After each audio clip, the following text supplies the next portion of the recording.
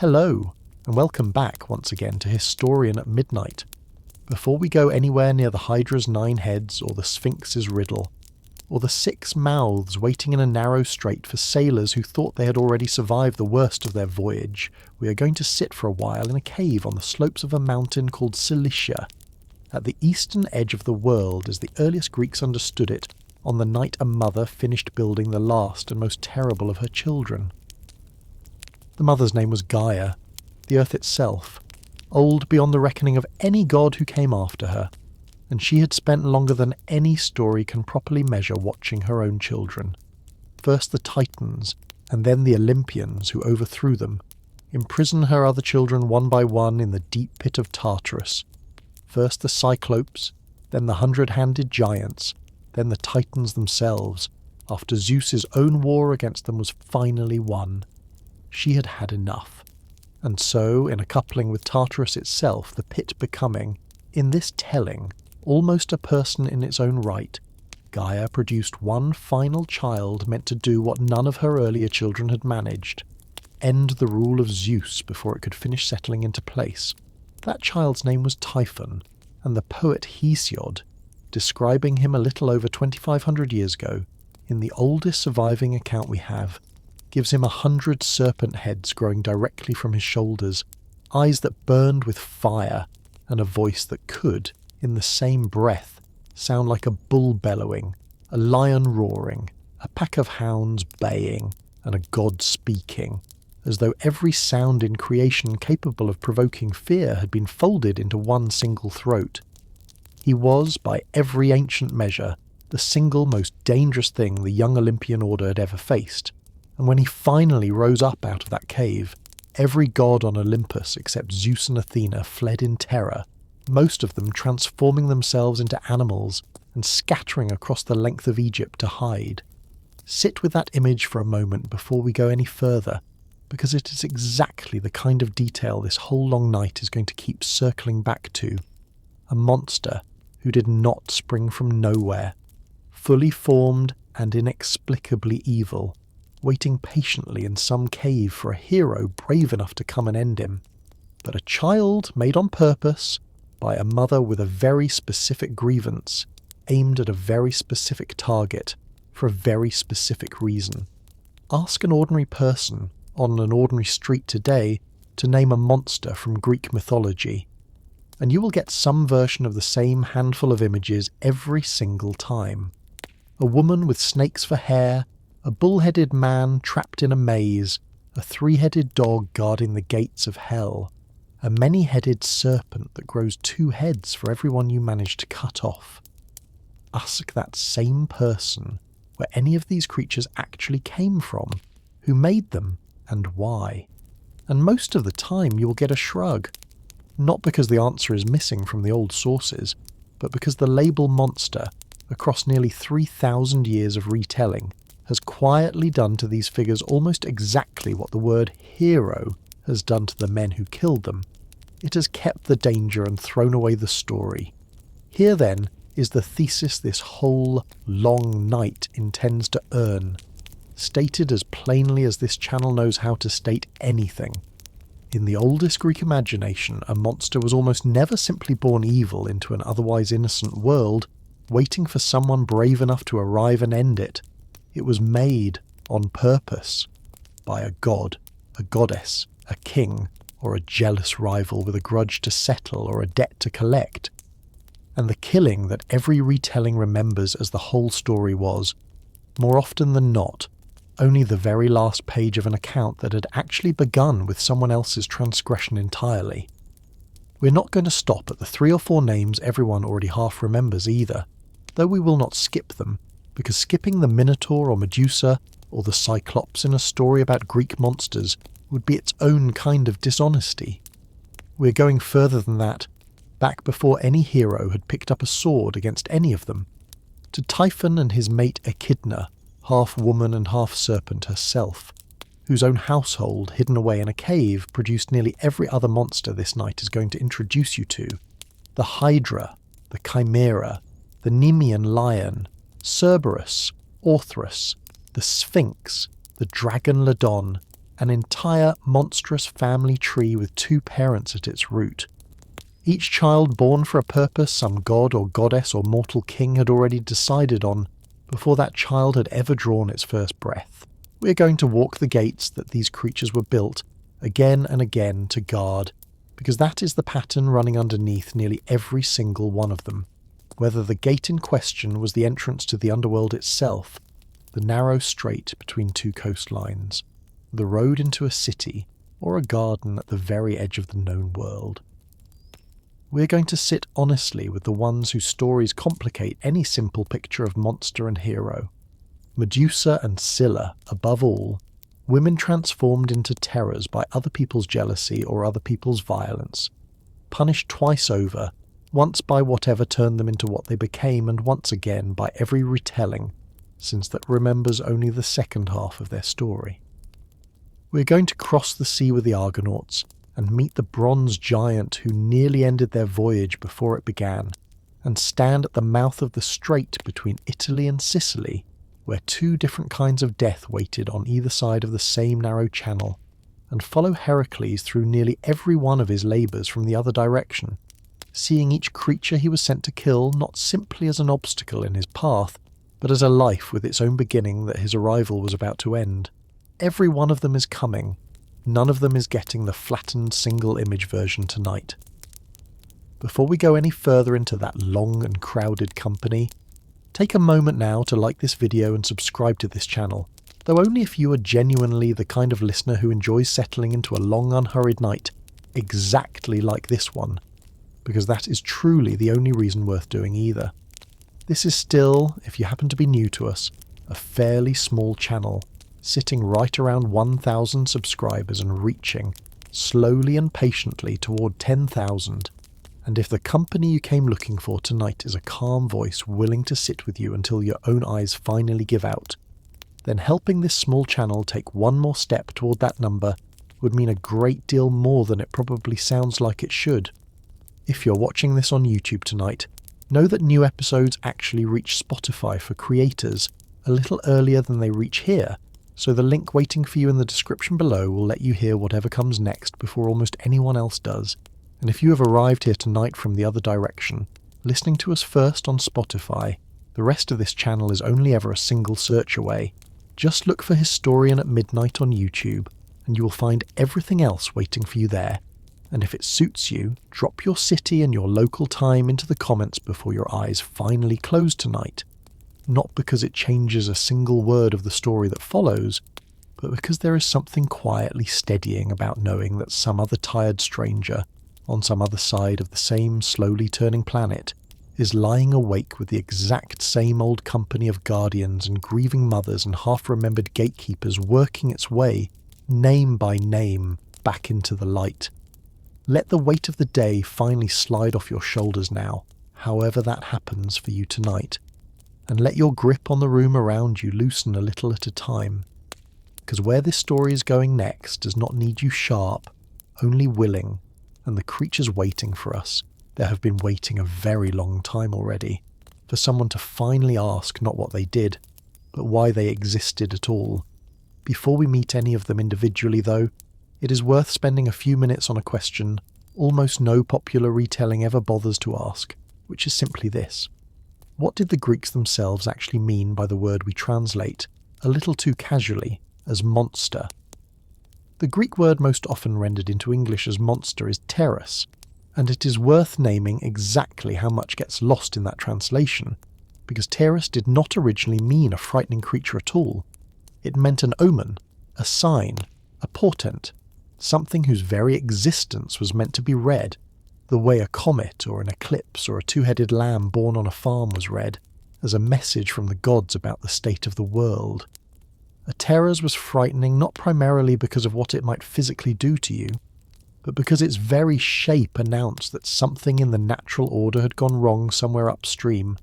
that a boundary the gods normally kept fixed and orderly, between human and animal, between one animal and another, between the living and the dead, between male and female, had been violated, and the creature standing in front of you was the visible proof of that violation. This is worth carrying with you through every single story that follows tonight, because it explains something that a purely modern reading of these myths tends to miss entirely. Nearly every monster in this collection is a hybrid, a blending of forms that should not, by the ordinary rules of the world, blend at all. A woman with a serpent's lower body, a man with a bull's head, a lion's body with a human woman's face and an eagle's wings, a bull's head fixed onto broad human shoulders, and that hybridity was not simply a designer's flourish meant to make the creature look frightening on a vase painting. It was the entire point. The wrongness of the blending was the message. Consider, too, where these creatures were believed to live, because the geography of Greek monster stories is almost never accidental. Nearly every monster this account is about to introduce you to lives at an edge of some kind,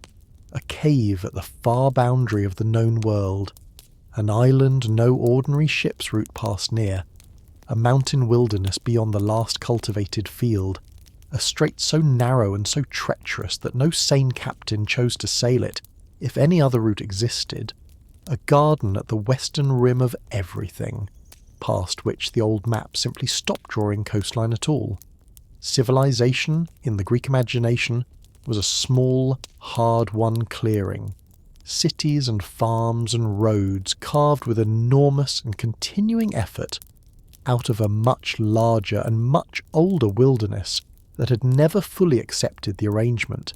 and monsters were what that older wilderness sent back across the boundary whenever it wanted to remind the clearing's inhabitants exactly how recent and how fragile their whole arrangement actually was. This is why so many of the stories this knight is about to walk through share the same underlying shape, without any of the individual storytellers necessarily intending it. A monster guarding a gate, a threshold, a narrow passage between one world and another, and a hero whose real task was never simply to be stronger than the thing in front of him, but to find some way through a boundary the creature existed specifically to hold shut. It is worth remembering too that this was never purely a symbolic geography for the people telling these stories. Greece itself is a genuinely mountainous, genuinely fragmented land. Its communities separated from one another by hard ranges and narrow passes, its people dependent, for trade and for survival alike, on a sea that ancient sailing technology, unreliable and often little more than a hull and a single square sail, made genuinely and constantly dangerous to cross at all. A narrow strait really could sink a ship. A mountain pass really could hide bandits or wild animals dangerous enough to end a traveller's life without warning. The monsters waiting at these edges were exaggerations, certainly. Serpents where there were storms and giants where there were rock slides. But they were exaggerations of dangers that were, in the most literal and unmetaphorical sense, entirely real. Which may be part of why these particular stories, of every kind of story this civilization told, proved so durable across so many centuries. They were never only about fear in the abstract. They were about the actual, specific, physically survivable dangers of a hard coastline and a harder mountain range, given a face and a name so that the fear itself, at least, had somewhere to stand. There is one more piece of this puzzle worth setting in place before the individual stories begin, and it is the piece this whole night is going to keep returning to, again and again, until it becomes impossible to miss. Almost none of these creatures ask to exist. Typhon was made by a grieving, furious mother. Echidna's monstrous children were born into a family already defined, from the very first generation, by a war against the ruling gods. Medusa, in the version of her story this account owes it to her to include honestly, was a beautiful mortal woman before a god assaulted her, and a goddess punished her for it. Scylla was a nymph before a jealous sorceress poisoned the water she bathed in. The Minotaur was the direct and entirely undeserved consequence of a king's own broken promise to the sea god, who had once done that king an enormous favour. Even Typhon's own monstrous children, the Hydra and the Nemean lion and the rest, were raised deliberately by Hera above all, and set loose against specific targets for specific reasons that had everything to do with the goddess's own grudges and nothing whatsoever to do with anything the young creatures themselves had done. Notice this pattern now, because it recurs across nearly every single name that follows, and it is, This account would argue one of the single most important things Greek myth is actually trying to tell you underneath its monster stories. That the line between monster and victim in this mythology is very often not a line at all, but the same body, looked at from two different distances. Before going any further into that older, harder company, it is worth naming plainly, all at once, exactly who told us any of this in the first place. Because a night this long owes its listener at least that much honesty about where the whole story is actually coming from. Hesiod, a shepherd poet working sometime in the 8th or 7th century before the Common Era, gives us, in a poem called the Theogony, the single most complete surviving genealogy of these monstrous families, tracing Typhon and Echidna's entire lineage of children in careful, almost bureaucratic detail, and it is largely from Hesiod that we know which monster belongs to which parent at all. Homer, composing the Odyssey in roughly the same broad period, gives us our fullest account of Scylla, Charybdis, the Cyclops and the Sirens, describing them not as background mythology, but as obstacles a single desperate crew actually had to sail past, which is part of why those particular monsters feel, even today, more immediate and more physically real than some of the others. Apollodorus, whose exact identity and dates remain genuinely uncertain even to modern scholars, compiled, probably sometime in the 1st or 2nd century of the Common Era, a systematic handbook called the Bibliotheca that gathers nearly this entire sprawling tradition into one continuous cross-referenced account, and it is this single patient compiler's work, more than any other source, that lets a modern audience hold this whole tangled, monstrous family tree in their heads at all. Ovid, writing in Latin in the 1st century before the Common Era, and the years just after it, gives us, in the Metamorphoses, the versions of Medusa's and Scylla's stories that emphasise their own transformations and their own suffering most fully, versions this account leans on heavily, precisely because they are the ones that refuse to let these women disappear entirely into the word monster. And the tragedians of 5th century Athens, particularly Sophocles, gave the Sphinx's riddle and its aftermath the fullest and most devastating treatment it would ever receive, staged in front of audiences of thousands in a play whose ending this account will not spoil before its own proper turn arrives. It is worth being honest too about how thoroughly these sources disagree with one another, sometimes on details large enough to change the entire shape of a story. Different authors give conflicting accounts of how many heads the Hydra actually had, ranging anywhere from 5 to 50 depending on which ancient artist or poet you trust, of whether Scylla was born a monster or made into one, of whether the Minotaur's given name was even Asterian at all, or whether that name belonged instead to the king who raised him. This account will name those disagreements honestly, every single time they matter, rather than smoothing them into a single false certainty, because a night built around the argument that these creatures deserve their full, complicated truth cannot, in good conscience, flatten that truth back down the moment it becomes inconvenient. It is worth remembering too that nearly every one of these stories reached its earliest audiences not on a written page at all, but out loud, recited by professional performers called rhapsodes at public festivals, or told more informally around a dinner table at the kind of drinking gathering the Greeks called a symposium, each retelling shaped, consciously or not, by whichever performer happened to be speaking that particular night, adding a detail here, softening or sharpening a cruelty there, long before anyone ever thought to fix a single, authoritative version down in writing. This account, told aloud into a dark room the same way so many of these stories were originally told, owes a certain honesty to that same tradition. It is one more voice adding its own particular shape to a story that was never meant to hold perfectly still in the first place. There is also the question of how we know any of this was more than simply a good story, because these creatures were never confined to poetry alone, and the physical evidence they left behind across the Greek world tells its own quiet, separate history. Archaeologists excavating temple pediments across Greece have recovered Again and again, the same image carved directly into the stone-facing worshippers as they approached. Medusa's own severed face, wide-eyed, tongue extended, fangs bared. A design called a gorgonean, mounted not as decoration but as active protection, believed to frighten away evil before it ever crossed a temple's threshold. The same face that had once cursed a priestess now doing guard duty on buildings across the entire Greek world. One of the largest and best preserved examples still stands today on the western pediment of the Temple of Artemis on the island of Corfu,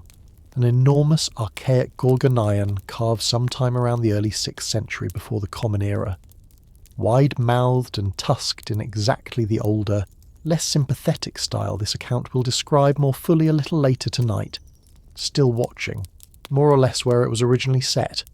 over anyone who approaches the temple's own front steps.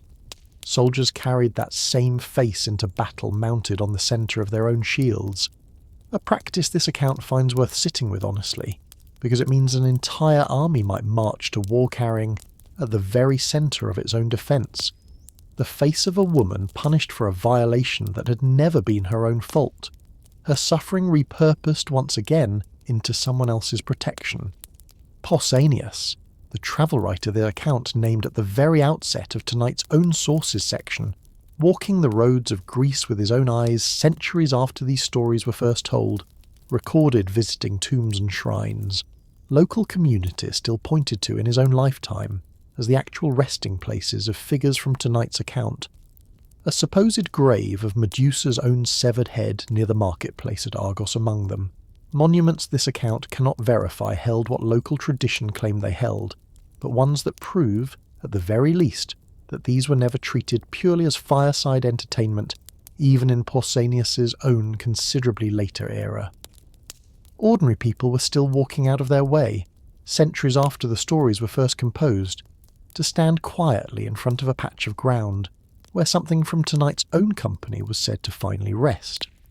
On the island of Crete itself, the palace at Knossos, excavated in the early 20th century, revealed a structure so vast and so genuinely maze-like, in its own sprawling floor plan, room opening into room without any obvious overall logic, that many historians believe the palace itself, or the folk memory of a palace like it, may be the actual physical root of the Labyrinth story. Its walls decorated with frescoes showing young men and women vaulting directly over the backs of charging bulls in an athletic and evidently sacred practice. Modern scholars call bull leaping, an image that may well be the distant, half-remembered ancestor of the entire Minotaur myth, an actual Minoan reverence for bulls, later Greek visitors half understanding, half inventing, a monster out of what they found. And at hero shrines across the Greek countryside, the same kind of physical devotion this account described earlier, when it first defined what a hero actually was extended, in a handful of documented cases, to certain monsters as well, offerings left at sites believed to be a serpent's or a guardian's own resting place, evidence that at least some ordinary worshippers drew a far less certain line between monster and honoured spirit than the later literary tradition eventually settled on. So let this next many hours belong to that older, harder company. The guardians and the grieving mothers, the punished and the punishing, the things a whole civilization once genuinely believed lived at the very edge of the world it had carved for itself out of a much larger and much older wilderness. Come with me now, back past the Hydra's poison and the Minotaur's maze and the strait where two different deaths waited on either side of the same narrow channel, all the way to the beginning of this whole long company, to a cave on a mountainside, a mother's grief finally given shape, and the war that almost ended the rule of the gods before it had properly begun. Typhon, once he had risen fully out of that Cilician cave, did not wait long before making his intentions clear, and Hesiod tells us that he attacked Olympus itself directly, hurling burning rocks with hands that ended, by some accounts, not in fingers, but in the heads of 100 more serpents, so vast that his body was said to brush the stars while his lower half remained wound in coils that touched the earth. This war came, in plain fact, remarkably close to ending the rule of Zeus before it had properly settled into place, a closeness most retellings today skip straight past without dwelling on how uncertain that ending genuinely was. In the fullest version of the story, preserved by later mythographers drawing on lost earlier sources, Typhon did not merely fight Zeus and lose quickly, he very nearly won. At one point in the battle, according to this fuller tradition, Typhon actually managed to overpower Zeus, tearing the tendons from the god's hands and feet and hiding them, wound inside a bearskin, in a cave guarded by a dragon named Delphine, leaving the king of the gods himself helpless, unable to walk or grip a weapon, at the mercy of the very monster he had been sent by his own mother to end him. It took Hermes and the god Pan, in this version, sneaking into that guarded cave and stealing the sinews back, while Delphine, herself worth naming honestly as one more guardian in tonight's own long list, kept watch over stolen tendons that had never been hers to take in the first place, distracted just long enough for the theft to succeed, to restore Zeus's strength at all, and only then, tendons reattached, did Zeus return to the fight and finally drive Typhon back, eventually burying him alive beneath Mount Etna in Sicily, where, the Greeks believed, his continuing struggles against that mountain of rock explained the volcano's ongoing eruptions and earthquakes, for as long as anyone could remember them. Dwell for a moment with what that burial actually meant, because it is easy to let the word victory slide past without noticing what it cost the loser. Typhon was not killed outright in most versions of this story. He was imprisoned, alive, conscious, and in unimaginable pain, beneath an entire mountain, forever,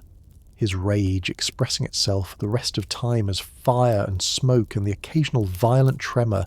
that could level a city built on the slopes above him. Every time the mountain shook, in the ancient imagination, that was not a natural process indifferent to human meaning. That was a father-defying son, sealed alive in the dark by the very god he had nearly killed, still fighting a war he had already lost centuries and centuries ago,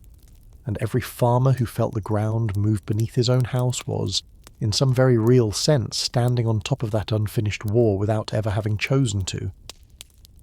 Before that final defeat, though, Typhon had already done something Hesiod considered important enough to record in careful and deliberate detail. He had mated with Echidna, and together the two of them had produced nearly every other monster this night intends to introduce you to. It is worth naming Echidna in her own right here, plainly and at some length, because most modern retellings mention her only as a footnote to her more famous children, and almost never as a figure in her own story. Hesiod describes her as half a beautiful woman, with bright eyes and fair cheeks, and half an enormous, terrible serpent, coiled and scaled below the waist, living like her eventual mate, in a hidden cave far from any road a mortal traveller might wander down by accident, and he calls her ageless and undying, immortal in a way most of her own children, born to mortal danger from the moment of their birth, were never going to be permitted to remain. Later tradition names her the mother of monsters outright, a title that is not, in this mythology's own internal logic, an insult so much as a simple description of a life spent bearing children whose entire purpose, decided by other gods long before any of them drew breath, was to be sent out from that cave one at a time and eventually killed. That detail deserves an honest pause before this account moves any further into the individual children themselves, because it changes how nearly every single one of the following stories should actually be heard. Echidna, so far as the surviving sources tell us, did not send her own children out to terrorize the world out of any particular cruelty of her own. Nearly every one of her children who leaves that cave and enters recorded myth does so because some other god or goddess, usually Hera, sometimes a mortal king, has come looking specifically for a monster to use as a weapon against someone else entirely, and Echidna's own role in nearly every story that follows amounts to nothing more than having raised a child in hiding who was then taken, or summoned, or simply discovered, and put to use by someone with a grievance the child itself had no part in creating. This account is not going to pretend that this makes every one of her children harmless. Several of them killed a great many people before anyone managed to stop them. But it is worth carrying Echidna herself with you through every single story that follows. A mother in a cave, ageless, watching her children leave one at a time for wars that were never theirs to begin with. Listening, this account imagines, for footsteps that never came back the way they had left, because that image belongs at the root of this whole family tree every bit as much as the fire and the fangs do. It is worth naming briefly how her own long life is said to have finally ended, because the detail closes a circle this account will not point to explicitly until it actually arrives, many hours from now, at the guardian responsible for it. Echidna, according to a small number of later sources, lived on for a considerable time after Typhon's own defeat beneath Etna, continuing to prey on travellers near her cave until she was finally killed while sleeping by the 100-eyed giant Argus, the same tireless watchman this account will introduce properly in his own turn tonight, ending in one quiet sentence most retellings skip entirely, the life of the single figure most responsible for populating this whole night's company in the first place. The first of these children this account is going to introduce properly is Cerberus, because no single monster in this entire mythology has been more thoroughly reduced, in popular memory, to a single flat image, the three-headed dog. Notably, even the number of heads was never entirely settled among the ancient sources themselves. Hesiod, in his earlier surviving description, actually gives Cerberus 50 heads, a number later artists and poets quietly abandoned in favour of the far more manageable 3 that has come down to us today, along with a serpent for a tail, and in some accounts serpent heads growing along his back, in addition to the ones on his shoulders, a creature built almost entirely out of excess, too many mouths, too many eyes, standing watch at the single most important gate in the entire mythology, the entrance to the underworld itself, the realm of Hades. Cerberus's actual job, plainly stated, was not, in most versions of this story, to prevent the dead from entering the underworld at all. The dead were always let in freely. Death, in this mythology, was not a gate the newly deceased had to fight their way through. Cerberus's true purpose, the one nearly every ancient source agrees on, was to prevent anyone, living or dead, from leaving again, to make certain that whatever crossed into Hades' kingdom remained there, permanently, guarding the boundary not against invasion from without, but against escape from within. This is worth sitting with for a moment because it reframes the entire creature. Cerberus was not primarily a monster meant to frighten the living. He was a jailer, loyal to a single master, doing an enormous and largely thankless job at the edge of a kingdom. Every other god in the pantheon was more than happy to let him guard alone, asking for and apparently receiving nothing in return beyond his own continued existence at that one dark threshold. Only a small handful of figures in this entire mythology ever managed to get past him, and it is worth naming each of them honestly, because together they tell you something about what actually worked against a guardian like this. Orpheus, whose own story this night will return to properly much later,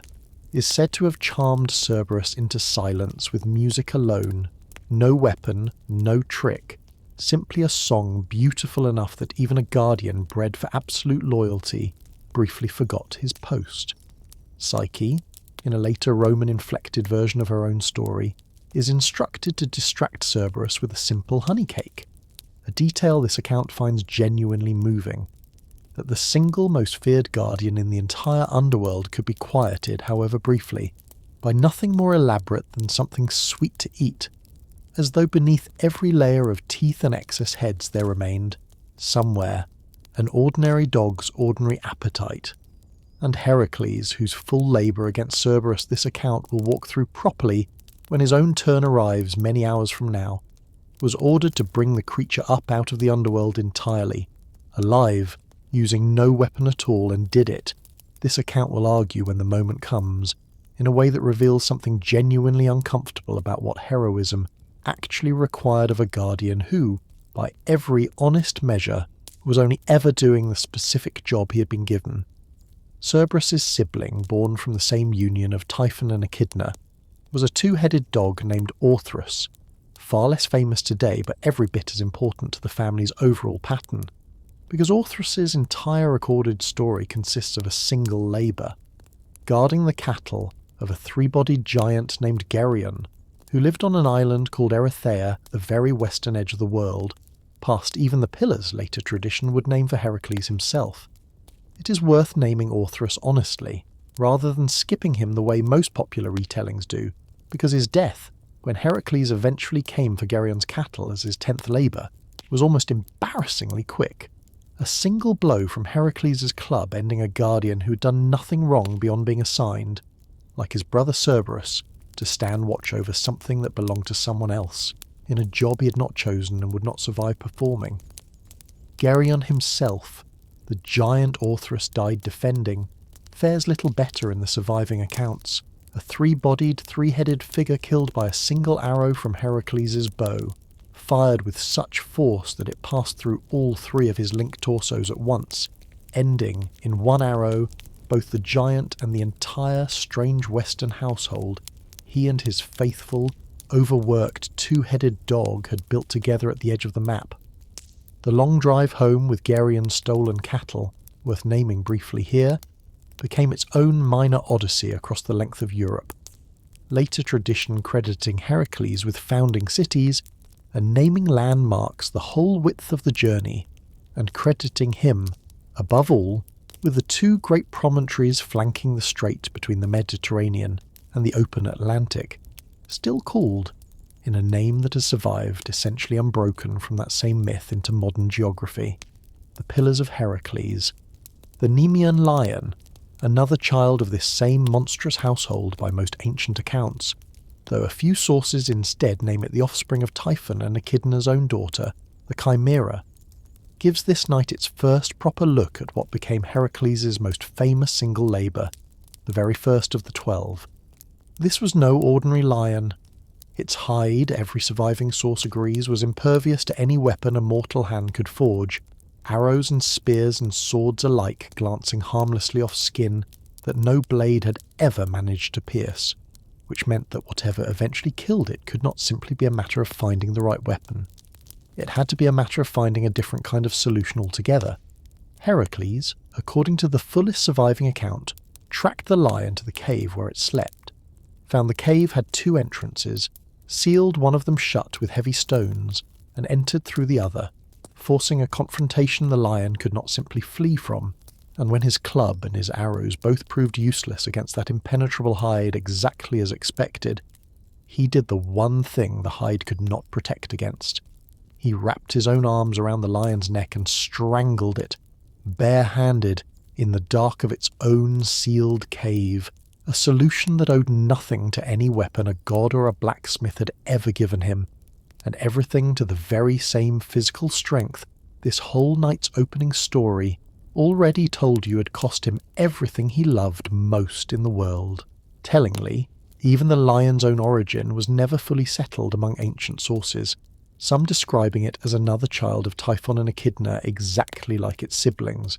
others claiming instead that the moon goddess Selene herself raised the creature and dropped it deliberately to earth, already full-grown, as a punishment aimed at humanity for some slight this account's surviving sources never quite agree on.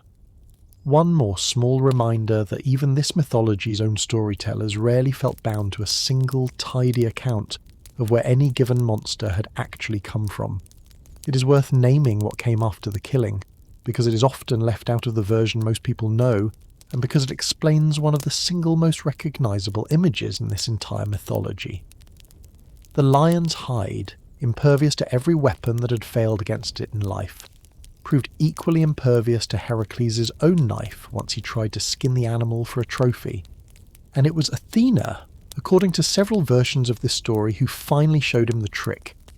Use one of the lion's own claws, the only blade in the world sharp enough to cut through its own impenetrable skin, to open the hide from the inside out. Wearing that skin afterward as a cloak and its own head as a kind of helmet, the exact image every surviving statue and vase painting of Heracles still shows him wearing today, meant that the hero now carried, permanently on his own back the one piece of armour in the entire mythology that nothing else could pierce, purchased with nothing more than his own 2 hands and a monster's own claw turned back against its former owner. There is a further child of Typhon and Echidna's household worth naming here before this account moves any further. One whose story is bound up with Heracles' labours just as tightly as the lion's was, and that is the Lernaean Hydra, a serpent with many heads living in the swamps near the town of Lerna, whose venom was so potent that even its breath, in several ancient accounts, was lethal to anyone who came too close. Exactly how many heads different sources give this creature is worth stating honestly up front, because the disagreement itself is revealing. Hesiod does not give a specific number at all. Later poets and vase painters variously give it as few as 5 or as many as 50. And the version most familiar today, 9 heads, one of them immortal and unkillable by ordinary means, comes largely from later mythographers trying to reconcile all these earlier, wildly inconsistent accounts into something a single storyteller could actually narrate in order. The Hydra's single most famous property, the one that has genuinely entered the English language as an idiom completely detached from its mythological origin, was regeneration. Cut off one of its heads, and 2 more grew back in its place almost immediately. A horror this account wants you to sit with honestly, rather than simply accept as a fairy tale detail, because it meant that raw strength, the very quality that had already solved the Numian lion, was worse than useless here. It was actively counterproductive. Every stroke of Heracles' sword that should have brought the beast closer to death instead multiplied the very danger he was trying to end. And it took his nephew Aeolus, riding alongside him as his charioteer and companion, to solve what strength alone never could. As Heracles severed each head, Aeolus followed immediately behind with a burning torch, cauterizing the open wound before it had any chance to regrow, turning what should have been an endless, worsening battle into a finite one, head by head, until only the single immortal head remained, which Heracles finally severed and buried still living beneath an enormous boulder at the roadside, where, according to several ancient travellers who claim to have seen the spot themselves, it was said to remain, sealed but never quite dead, for as long as the road above it continued to be travelled. It is worth naming one further detail from this labour that most retellings leave out entirely, because it complicates the tidy victory the story is usually reduced to. Partway through the fight, a giant crab, sent by the goddess Hera specifically to hinder Heracles, emerged from the swamp and clamped onto his foot,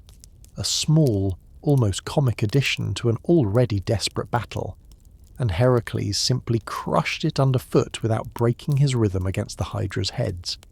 a detail this account finds worth naming precisely because of how casually it happens in the ancient sources,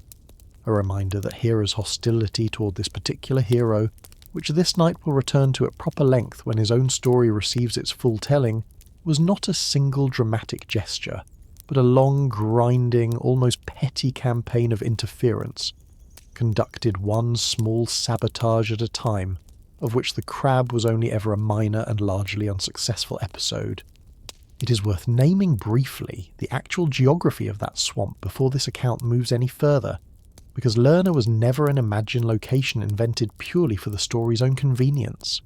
It sat, and in a much drier form still sits, near the real city of Argos on the eastern coast of the Peloponnese, a genuinely marshy, spring-fed lowland that ancient visitors already associated with an entrance to the underworld, long before Heracles' own labour was ever attached to it. One more example of this whole night's earlier argument that a monster's chosen home was rarely arbitrary, chosen instead because the ground itself already felt like the edge of something. Hera, in gratitude for its service even in failure, placed the crab among the stars as the constellation Cancer, a small, strange mercy for a creature whose entire contribution to this story amounted to a single failed pinch before being crushed underfoot, and yet one this account finds oddly moving all the same, that even the smallest and least effective soldier in this long private war between a goddess and a hero was still, in the end, remembered. There is one more offspring of this same monstrous household that deserves its own full telling, before this account moves on from Typhon and Echidna's cave entirely, and that is the Chimera. The Chimera, in Hesiod's own description, was a single body combining three distinct animal forms at once. A lion's head and forequarters, a goat's body growing improbably from its own back, breathing fire from that goat's own mouth in addition to the lion's, and a serpent for a tail, capable of striking on its own as though it were an entirely separate creature attached to the same impossible body. This combination would have seemed genuinely disturbing to the people who first told this story,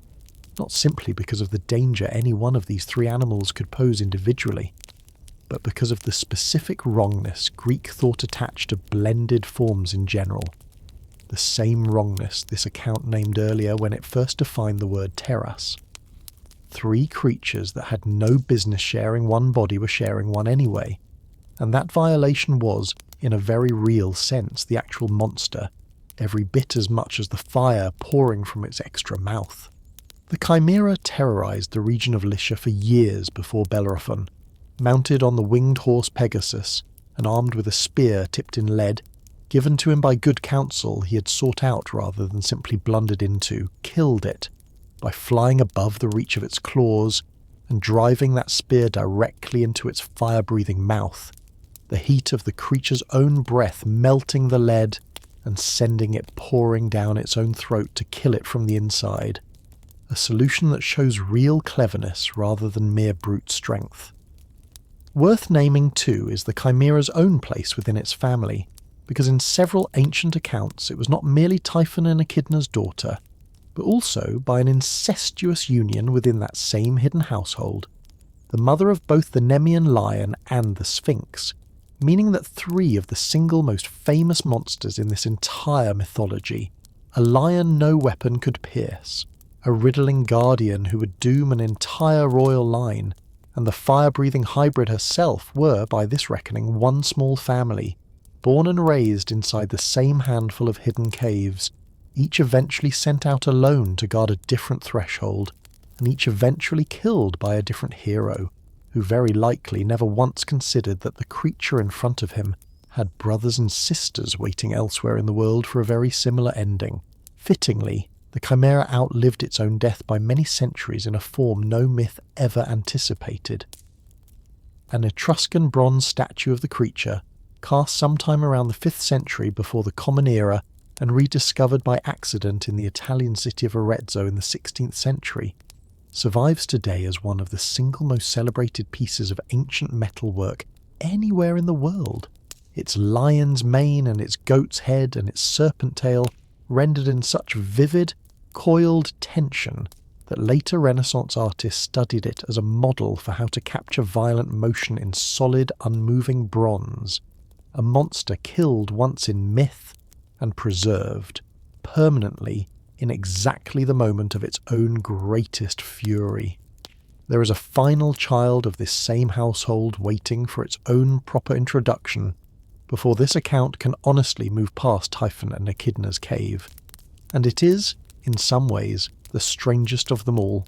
because unlike nearly every other creature this knight has named so far, Ladon was never sent anywhere to attack anyone. He simply guarded.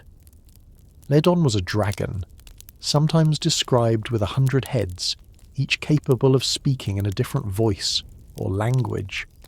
coiled permanently around the trunk of a single tree growing in a garden at the far western edge of the world, tended by nymphs called the Hesperides,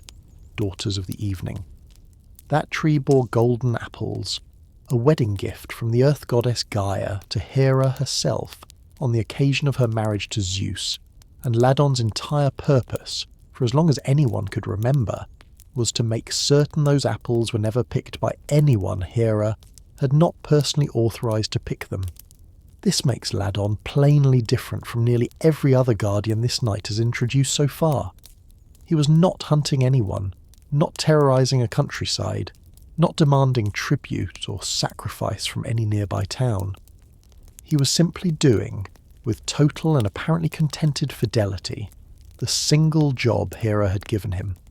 Coiled around the same tree for centuries, asking nothing of the world beyond being left alone to keep doing it. Heracles' 11th labour required him to bring back 3 of those golden apples, and notably, even the ancient sources themselves cannot fully agree on how he actually managed it,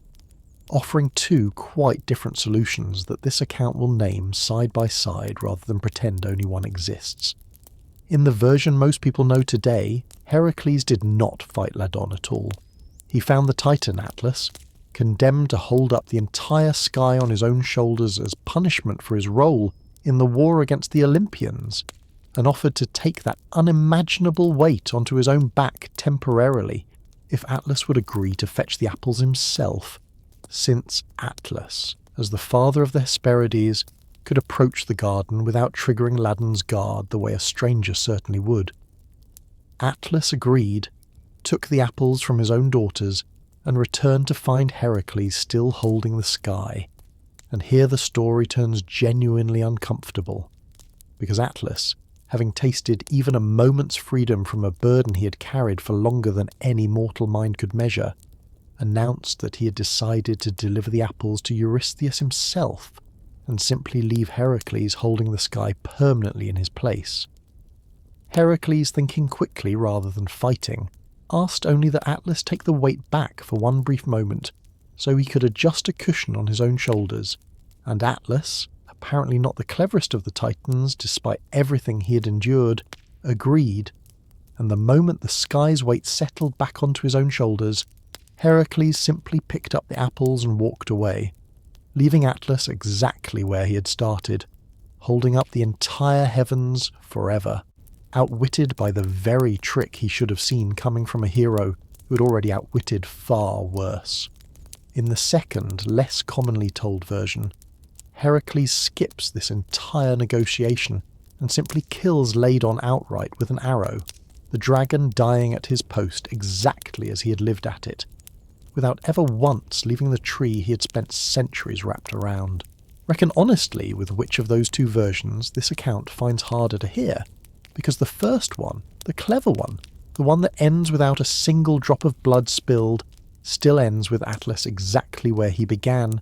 an eternal punishment briefly interrupted and then simply reimposed by a hero who needed the apples more than he needed to keep a promise he had never actually made in the first place.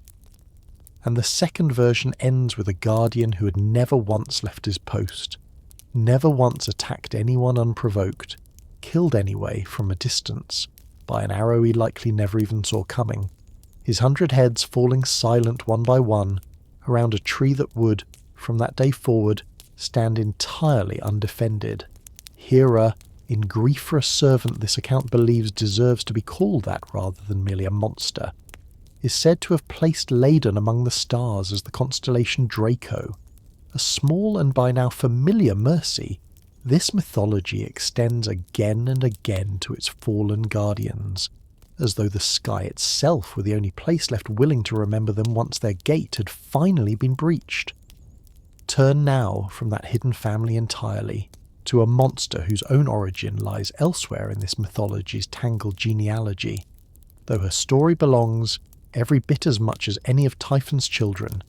to this account's larger argument about what these creatures actually were before the word monster flattened them. Her name was Medusa,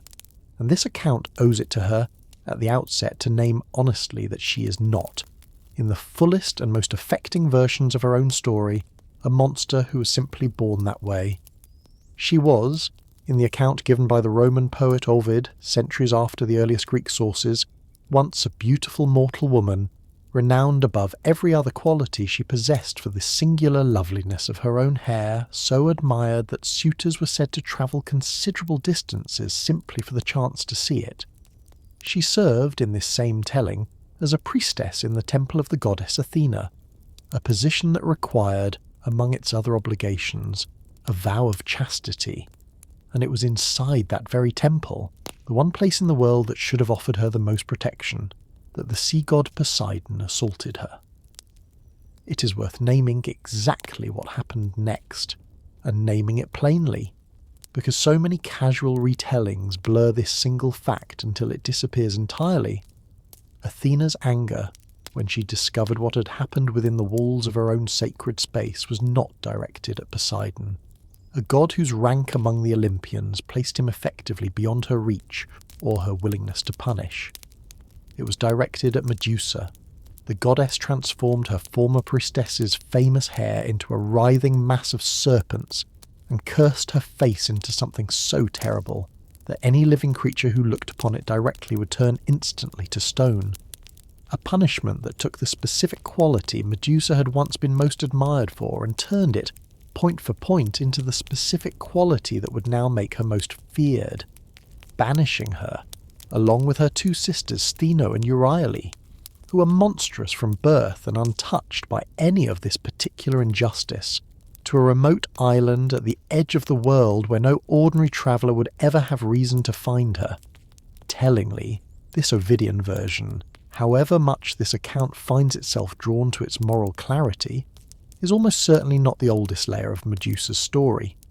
Hesiod, writing centuries earlier, simply describes all three Gorgon sisters as monstrous from birth,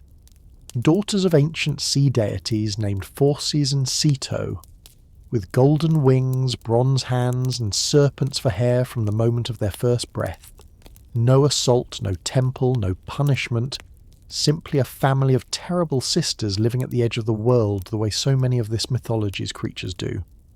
Whether Ovid's version reflects a genuinely older oral tradition that Hesiod simply chose not to include,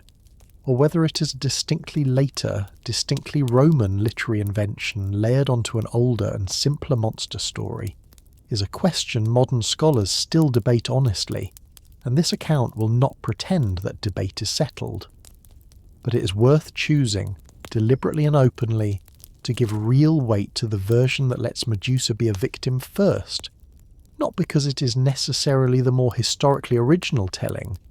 but because it is the telling that has, across the last 2,000 years, given the most honest voice to something this whole night keeps insisting on, that the space between victim and monster in this mythology is very often no space at all. Medusa's actual power, whichever origin story you find yourself believing, worked the same way in every surviving account. Her gaze alone, met directly, turned any living thing to stone, instantly and permanently, a power that meant she could never again look directly at another living creature, human or animal, without ending its life, could never again meet the eyes of anyone who came to visit her exile, could never again, this account would argue, experience the most basic form of human connection that a shared glance provides,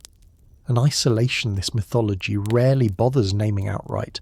but one worth naming here anyway.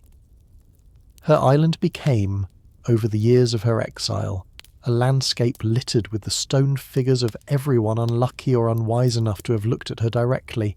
an accumulating gallery of the dead that she herself had never once chosen to create, and could not have prevented from growing, one accidental glance at a time, for as long as she remained alive. As it happens, this made Medusa, alone among nearly every creature this account will introduce or has already introduced tonight,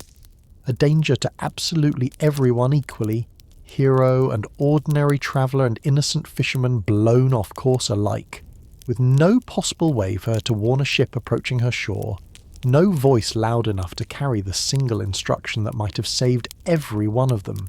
Do not look at me directly. She killed not through hunger or through malice, but simply by existing in the same field of view as another living creature, the loneliest and most involuntary kind of danger this whole night's company has to offer, a danger built entirely out of the one ordinary human act, meeting another person's eyes, that every single one of us performs without a second thought dozens of times before breakfast, and that Medusa alone, of every figure in this whole long night's company, could never once safely afford. It was into this landscape that Perseus arrived, sent by a king who wanted him gone rather than genuinely believing he would succeed, equipped with a curved sword from Hermes, a polished bronze shield from Athena that would let him track Medusa's location by her reflection, rather than her direct and petrifying gaze, and a cap of invisibility, winged sandals, and a magical pouch obtained from a trio of nymphs whose location he had extracted from 3 ancient sisters by holding their single shared eye hostage mid-transfer between their hands. He found Medusa asleep, used the shield to guide his aim without ever meeting her gaze directly, and severed her head with a single stroke. On his way home from that killing, Perseus's path took him past the kingdom of Ethiopia, where he found a young woman named Andromeda chained naked to a rock at the edge of the sea, and it is worth naming plainly, before anything else, exactly whose fault the sight in front of him actually was, because this account is not going to let the punishment and the crime blur together the way so many casual retellings allow. Andromeda's own mother, a queen named Cassiopeia, had boasted that her daughter's beauty surpassed that of the sea nymphs called the Nereids, an insult Poseidon considered serious enough to warrant sending yet another of the sea monsters. This account has already told you he kept in reserve for exactly this purpose.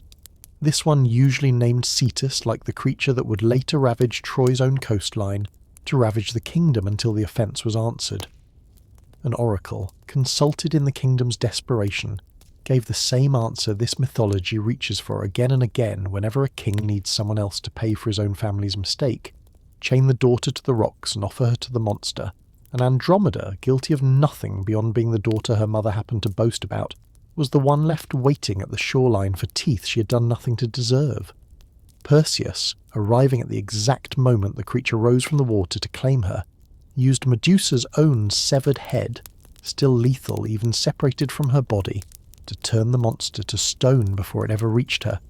and linger with the strange symmetry of that rescue. One victim of somebody else's transgression, saved by the still working power of another victim of somebody else's transgression, a monster ended by a monster, in a single unbroken chain running all the way back to a temple assault, and a mother's careless boast neither woman had ever asked to be punished for. It is worth naming honestly what else sprang from Medusa's neck at the moment of her own death, because it complicates the killing in a way most retellings simply skip past. 2 children, unborn until that instant, fathered by Poseidon during the very assault that had begun this entire chain of suffering, a winged horse named Pegasus and a giant named Chrysaea, both of them emerging into the world for the first time only because their mother had just been killed, a birth and a death arriving in the exact same breath. The same violence that ended Medusa's life simultaneously beginning 2 others she would never once get to know. Perseus sealed the still lethal head inside his pouch, and it is worth naming what happened to that head afterward,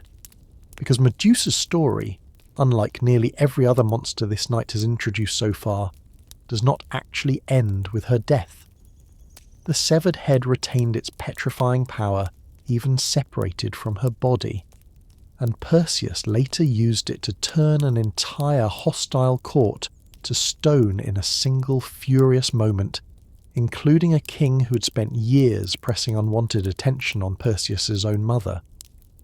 Eventually Perseus gave the head to Athena herself, the same goddess who had cursed Medusa's face into its final terrible form in the first place, and Athena mounted it at the centre of her own aegis, the shield or breastplate she carried into battle, where it remained, this account would argue, less a trophy than a kind of permanent unwilling conscription. The same face that had once belonged to a priestess assaulted inside this very goddess's temple was now fixed forever to that same goddess's own armour, still protecting, still terrifying, still working centuries after her death, a service she had never once agreed to perform. Stay a moment with that image longer than most retellings allow, because it may be the single most complete illustration this entire mythology offers of its own central and uncomfortable truth, that a victim, once transformed into something useful to the very powers that wronged her, rarely gets the option of simply being allowed to stop. Sure enough, Medusa's own name gave English a working verb long before it gave it a household noun, to gorgonize, meaning to petrify or paralyze someone with a stare, a word still sitting in the larger unabridged dictionaries today, quiet and mostly unused, waiting, the way so much of tonight's company has waited, for anyone curious enough to go looking for it.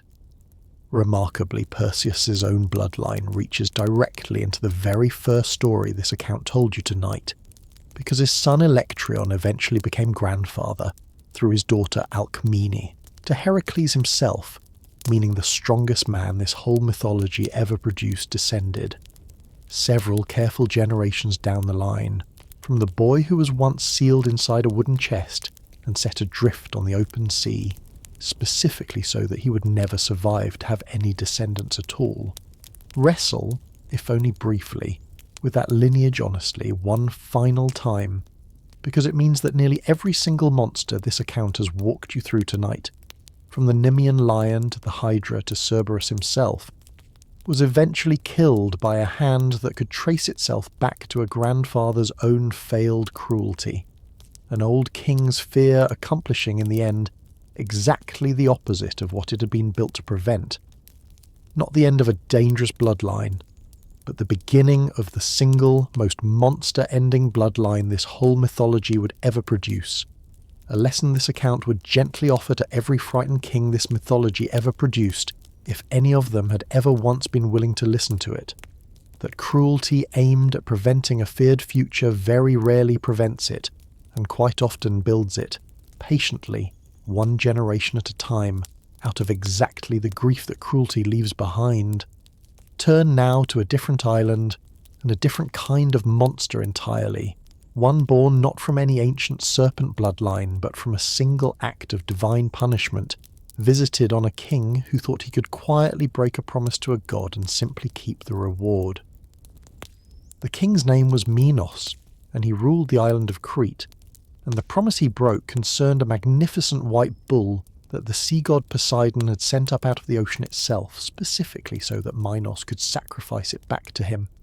A gesture meant to confirm, publicly and unmistakably, that Minos' own claim to the Cretan throne carried genuine divine favour behind it. Minos, admiring the bull's beauty too much to part with it, substituted a lesser animal for the sacrifice, and kept Poseidon's own bull for his personal herd instead. A small, quiet deception that this mythology, true to its own recurring logic, was never going to simply let pass unpunished. Poseidon's revenge did not fall on Minos directly, the way so much of this mythology's punishment logic tends to work, striking sideways rather than head-on. Instead, the god caused Minos' own wife, a woman named Persephone, to be overcome with an unnatural and consuming desire for the very bull her husband had refused to sacrifice. A curse this account is not going to soften or rush past, because what happened next required the involvement of one of this mythology's cleverest and most morally ambiguous craftsmen. Persephone turned to Daedalus, an inventor and architect living at Minos' own court, and asked him to build her a hollow wooden cow, covered in real hide, that she could climb inside of in order to approach the bull undetected, and Daedalus, for reasons the ancient sources never fully explain, agreed to build it. What resulted from that union was the Minotaur, a creature with the body of a man and the head of a bull, named, in a small number of sources, Asterion, meaning starry one, a name inherited, oddly and almost tenderly, from the king who had once adopted and raised Minos' own mother, though far more often the creature is simply called by the label that describes what he was rather than who he was. The Bull of Minos, the very meaning of the word Minotaur itself. There is a distinction this account has not yet made explicit, because the word Titan sometimes gets loosely applied to figures this whole night would actually classify quite differently. The Titans, the generation of god Zeus and his own siblings overthrew to claim the rule of the cosmos, were never terrors in the sense this account has spent tonight defining. They were fully anthropomorphic, unblended, ordinary in shape if not in scale or power, deposed rulers rather than hybrid warnings, and their own war against the Olympians belongs to a different kind of story than the one this account is telling tonight. Typhon and the giants, born afterwards specifically to avenge that older generation's defeat, sit closer to tonight's own company, chthonic, oversized, and in Typhon's case genuinely hybrid, but even they occupy a kind of middle ground between a monster proper and a rival claimant to cosmic power.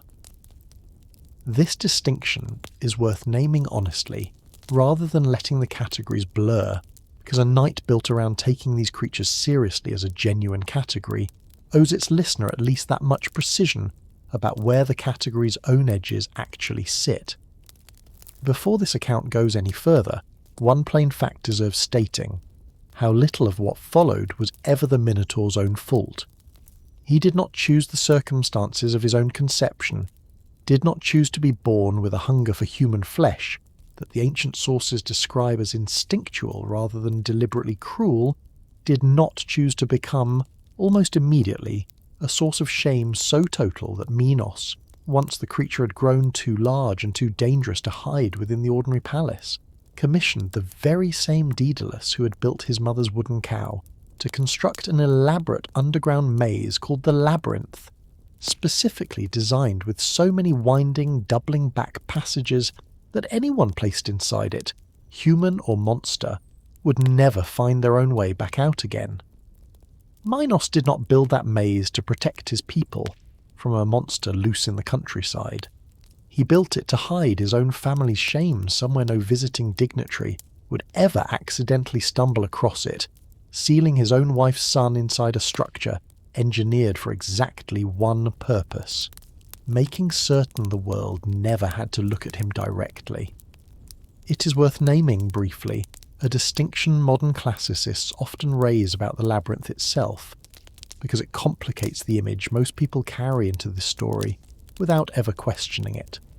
The word maze, in modern usage, typically implies a structure full of genuine choices, branching paths, dead ends, real opportunities to get lost through poor decisions.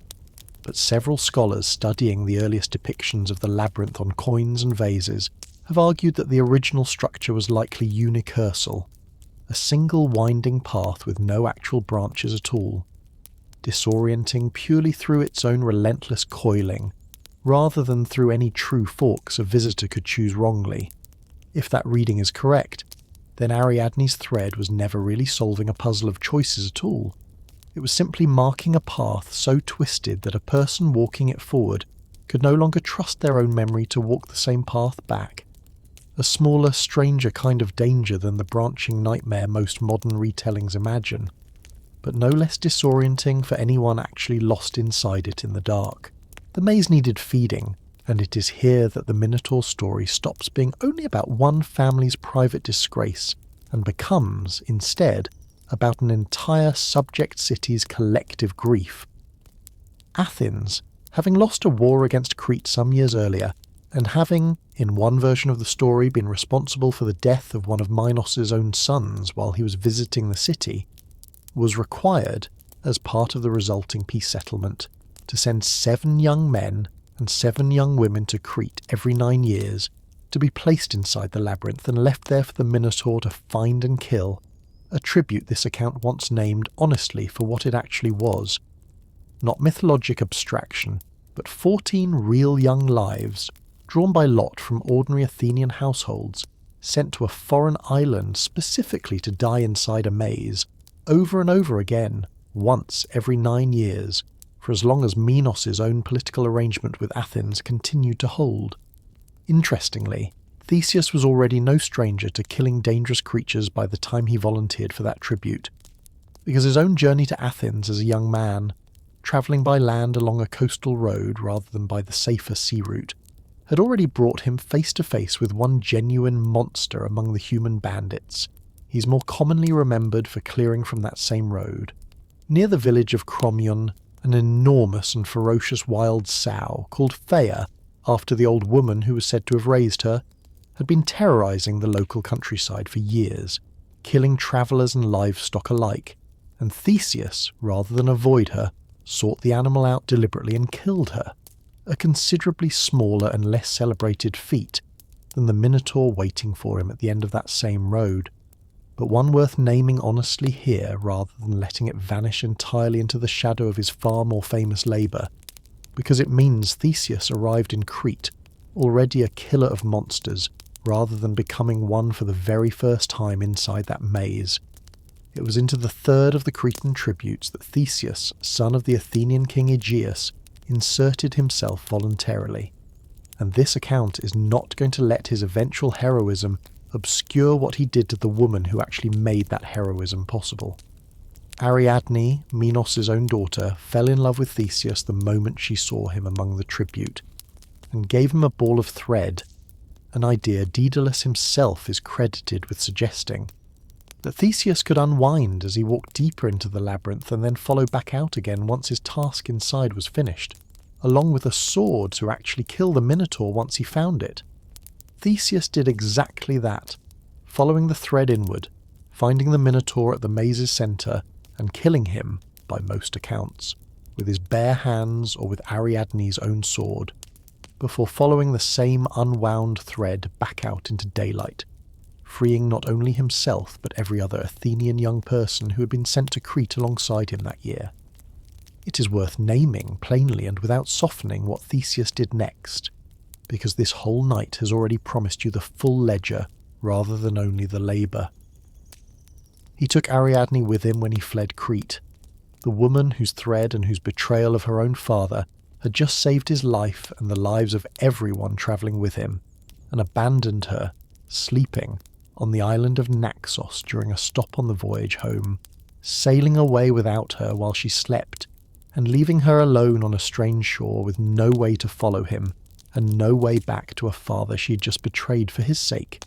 Different ancient sources offer different explanations for why. A god's command, simple forgetfulness, deliberate cruelty, and this account is not going to pretend any single explanation is definitively the correct one, but it is going to name the fact itself plainly. A woman who had risked everything, including her own relationship with her father and her own safety in a kingdom she had just helped betray, was left alone on an island by the very man her help had just saved, and whatever softened ending later tradition gave her, married afterward to the god Dionysus, who found her weeping on that same shore and, in most versions, treated her far better than Theseus ever had, does not erase the fact of the abandonment itself. There is one final detail from this story worth naming honestly before this account moves on, because it returns the whole tale, in its very last beat, to another death that had nothing to do with the Minotaur at all, and everything to do with a father's own anxious waiting. Theseus had agreed with his father Aegeus, before setting sail for Crete, that his ship would carry black sails on the voyage out, the colour of mourning, since no one genuinely expected the tribute to survive, but would return flying white sails instead if Theseus himself had survived the ordeal and was safely coming home. Theseus forgot, whether through simple carelessness or the sheer emotional weight of everything that had just happened with Ariadne, to change the sails before returning. And Aegeus, watching from a cliff for any sign of his son's fate, saw the black sails still flying on the approaching ship, and believing his son already dead, threw himself into the sea below in grief, a body of water that has carried his name, the Aegean, ever since. Theseus killed a monster that was never its own fault to have been born, freed 14 young Athenians from a death sentence they had done nothing to deserve, abandoned the one woman most responsible for his survival on a lonely shore, and came home to find that his own forgetfulness had just killed his father. A homecoming this mythology refuses, even here, to let arrive uncomplicated by cost. It is worth naming, finally, why Athens itself clung to this particular story so tightly across the centuries that followed, carving it into temple friezes and painting it onto more surviving pottery than almost any other single myth in the whole tradition. The city that told this story about itself again and again was not simply celebrating a monster's death. It was telling itself a story about ending tribute, about a young man who refused to let his own city keep paying a toll in its own children to a more powerful neighbour. And it is worth naming honestly how convenient that self-image was for a city that would go on, in its own later historical centuries, to demand tribute of exactly that kind from smaller allied cities throughout its own maritime empire. An irony this mythology never resolves, and this account is not going to resolve on its behalf, only naming it plainly, the way this whole night has tried to name every uncomfortable thing it has found along the way. Turn now toward Thebes. a city this whole mythology seems to have singled out for an unusually concentrated share of its cruelty, and to a creature whose weapon was not claw or venom or fire, but a single sentence, asked over and over again at the edge of a road to every traveller unlucky enough to want to pass. Hera, in the account most sources agree on, sent the Sphinx to Thebes as punishment for an old crime committed by one of the city's own former kings. A woman's body from the waist up, a lion's body below it, wings sprawling from her back broad enough to carry her the short distance from her mountain perch down onto the road itself, and she took up a position on a narrow pass just outside the city walls and refused to let a single person through it unless they could answer her riddle correctly. The riddle itself has survived in something close to its original form, and it is worth giving it to you exactly as the ancient sources preserve it, because so much of what follows depends on how genuinely difficult it must have seemed to someone standing in front of her for the very first time with no warning at all. What walks on 4 legs in the morning, 2 legs at midday, and 3 legs in the evening? Traveller after traveller failed to answer it, and the Sphinx's punishment for failure was immediate and absolute. She seized the person in front of her and devoured them on the spot, a fate this account wants named honestly rather than softened, because it means that every single failed attempt at that riddle was, in the most literal sense, a life, someone's son or daughter or parent, walking toward Thebes with ordinary business in mind and never arriving. The road became, over the months of her occupation, a kind of open grave that the city could see from its own walls and could do nothing about, watching its own people vanish, one riddle at a time, into a creature none of its soldiers had managed to defeat by force. It was Oedipus, a stranger arriving in Thebes with a burden of his own that this account will name properly only when his own story receives its full telling later tonight, who finally answered correctly. The answer was man, crawling on all 4s as an infant, walking upright on 2 legs through the whole of adulthood, and leaning on a staff, a 3rd leg in every practical sense, in the frailty of old age. That answer is genuinely clever, worth pausing on. A riddle about the entire arc of a single human life, folded into one deceptively simple question about legs, and it is worth naming, too, what happened to the Sphinx the moment Oedipus spoke that answer aloud.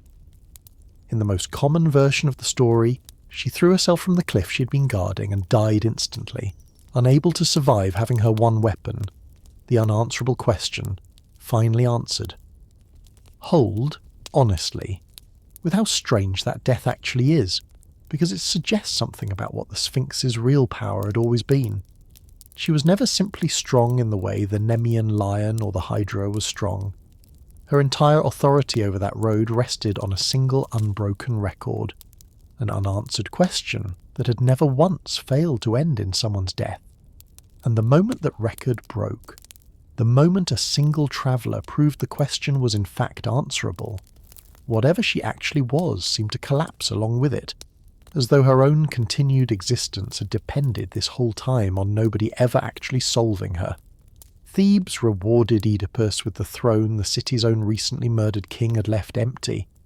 and with marriage to that same king's widow, a queen named Jocasta, a reward this account is not going to dwell on further here,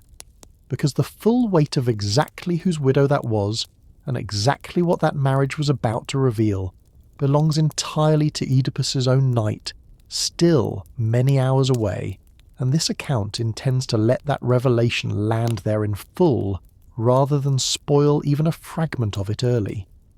Cross now from that single narrow road outside Thebes to open water, and to a family of guardians the sea itself seemed to have raised specifically to test anyone bold enough to sail near their island. The Cyclopes deserve, before this account goes any further, to be named honestly as at least 2 genuinely distinct groups. The ancient sources rarely bother to separate for a casual listener, and this account owes you that separation up front. The first Cyclopes named in the surviving tradition are 3 brothers, Brontes, Sterops, and Arges, whose names translate roughly to thunder, lightning, and the bright one, sons of the earth goddess Gaia and the sky god Uranus, born with a single enormous eye in the centre of their foreheads and, according to Hesiod, imprisoned by their own father in the depths of the earth simply because he found their appearance repellent, kept there through the entire reign of the Titans until Zeus, in the war that finally overthrew that older order, freed them, and they repaid that freedom by forging in gratitude the single most famous weapons in the entire mythology: Zeus's own thunderbolt, Poseidon's trident, and the cap of invisibility Hades wore into that same war. These elder Cyclopes were never monsters in the sense this knight has used the word so far. They were craftsmen, imprisoned unjustly for the accident of their own birth, who used the very first taste of freedom they had ever known to build the tools that would define the new order of the cosmos for every generation after them. A story of exile and rehabilitation. This account finds genuinely moving precisely because it so rarely gets told alongside the far more famous Cyclops story that shares only their name and their single eye. It is genuinely strange that a single word, Cyclops, was left to cover two groups this different, because the gap between them is, in miniature, exactly the gap this whole night has been arguing about all along. One group were imprisoned unjustly, freed, and spent their gratitude building the very weapons that would define justice for the new cosmic order. The other group, encountered generations later on a remote island, kept no laws, honoured no guest, and ate visitors raw in their own sealed cave. Same single eye, same name, same general shape, and almost nothing else in common at all. A reminder that even within one small mythological family, the word monster was never doing nearly as much descriptive work as it seemed to promise. That far more famous story belongs to a second, entirely separate breed of Cyclopes, a race of shepherd giants living on a remote island, uninterested in the sea, uninterested in ships, uninterested by Homer's own account in law or in hospitality or in nearly any of the social obligations that ordinary Greek travellers expected to find honoured wherever they landed. The most famous of them was Polyphemus, son of Poseidon himself, and it was into his cave that Odysseus and a dozen of his own men wandered, midway through their long voyage home from Troy, looking for the kind of guest gift hospitality a traveller in this world could ordinarily expect from any household, human or otherwise. Polyphemus offered them nothing of the kind. He sealed the cave's entrance with a boulder so enormous that no combined strength the trapped men possessed could ever hope to move it, and over the following days he ate 6 of Odysseus's own crew, 2 at a time, describing in Homer's own unflinching account exactly how he did it, seizing them, dashing them against the cave floor, and devouring them raw. The actual solution Odysseus eventually found deserves the full account rather than a summary because it has become, across nearly 3,000 years since, one of the single most celebrated examples of cleverness defeating raw strength in the entire Western literary tradition. Odysseus told Polyphemus that his own name was Nobody, a small, patient lie planted well before it would ever matter, and later, once the giant had fallen into a wine-soaked sleep, after Odysseus offered him an unusually strong vintage he had brought from the ship, Odysseus and his remaining men heated a sharpened wooden stake in the fire and drove it directly into Polyphemus's single eye, blinding him permanently. When Polyphemus's screams brought the other Cyclops shepherds from neighbouring caves to his entrance, asking who had hurt him, his answer, shouted through his own agony, was the very name Odysseus had planted days earlier. Nobody is hurting me. His neighbours, hearing that no one at all was responsible, simply went back to their own beds, leaving Polyphemus alone with his blindness and his rage. The escape itself, worth naming in its own right, required one final piece of cleverness. Odysseus had his remaining men strap themselves beneath the bellies of Polyphemus's own sheep, using the animal's thick wool to hide them, so that when the blinded giant, still trapped by his own sealed cave, felt along the backs of each animal as it left to graze the next morning, checking carefully for any man trying to ride out on top, he never once thought to check underneath. One further detail deserves naming. what Odysseus did once his ship was safely away from the island, because it is the detail that turns a clever escape into the beginning of a much longer punishment. Rather than simply sailing on in silence, he shouted his own real name back across the water to the blinded, humiliated giant, unable to resist claiming credit for the trick, and Polyphemus, hearing that name at last, called out to his own father Poseidon, asking the sea god to make certain Odysseus never reached home at all, or if he did, to make certain he arrived alone, having lost every one of his own men along the way, in a ship that belonged to someone else. Poseidon heard that prayer, and honoured nearly every word of it, and the 10 additional years of wandering and grief that followed for Odysseus, a story this account will walk through in its own proper turn many nights from this one, trace back, in the most direct line imaginable, to a single moment of pride Odysseus could not quite manage to swallow, at the very instant his own cleverness had already won him everything he needed. Sail on now, past that blinded shepherd's island, toward a stretch of open water where a different kind of danger waited, one that worked not through strength or blindness, but through sound alone. It is worth naming before describing what the sirens actually did to passing sailors, where later tradition says they came from, because it complicates them in exactly the way this whole night keeps insisting these figures deserve. Several sources describe them as former handmaidens of the goddess Persephone, transformed into half-bird creatures, either as punishment for failing to prevent her abduction into the underworld, a story this account will tell in full on a different occasion, or, in a gentler telling, at their own request, granted wings so they could search the whole width of the earth and sea for their missing companion. A separate and stranger tradition claims they once challenged the 9 muses themselves to a singing contest, lost, and had the feathers plucked from their own wings by the victorious muses to be worn as crowns, a humiliation that some ancient sources suggest is the very reason the sirens turned their song against passing sailors afterward. Later tradition gives individual names to a small handful of them: Parthenope, Ligeia, and Leucosia.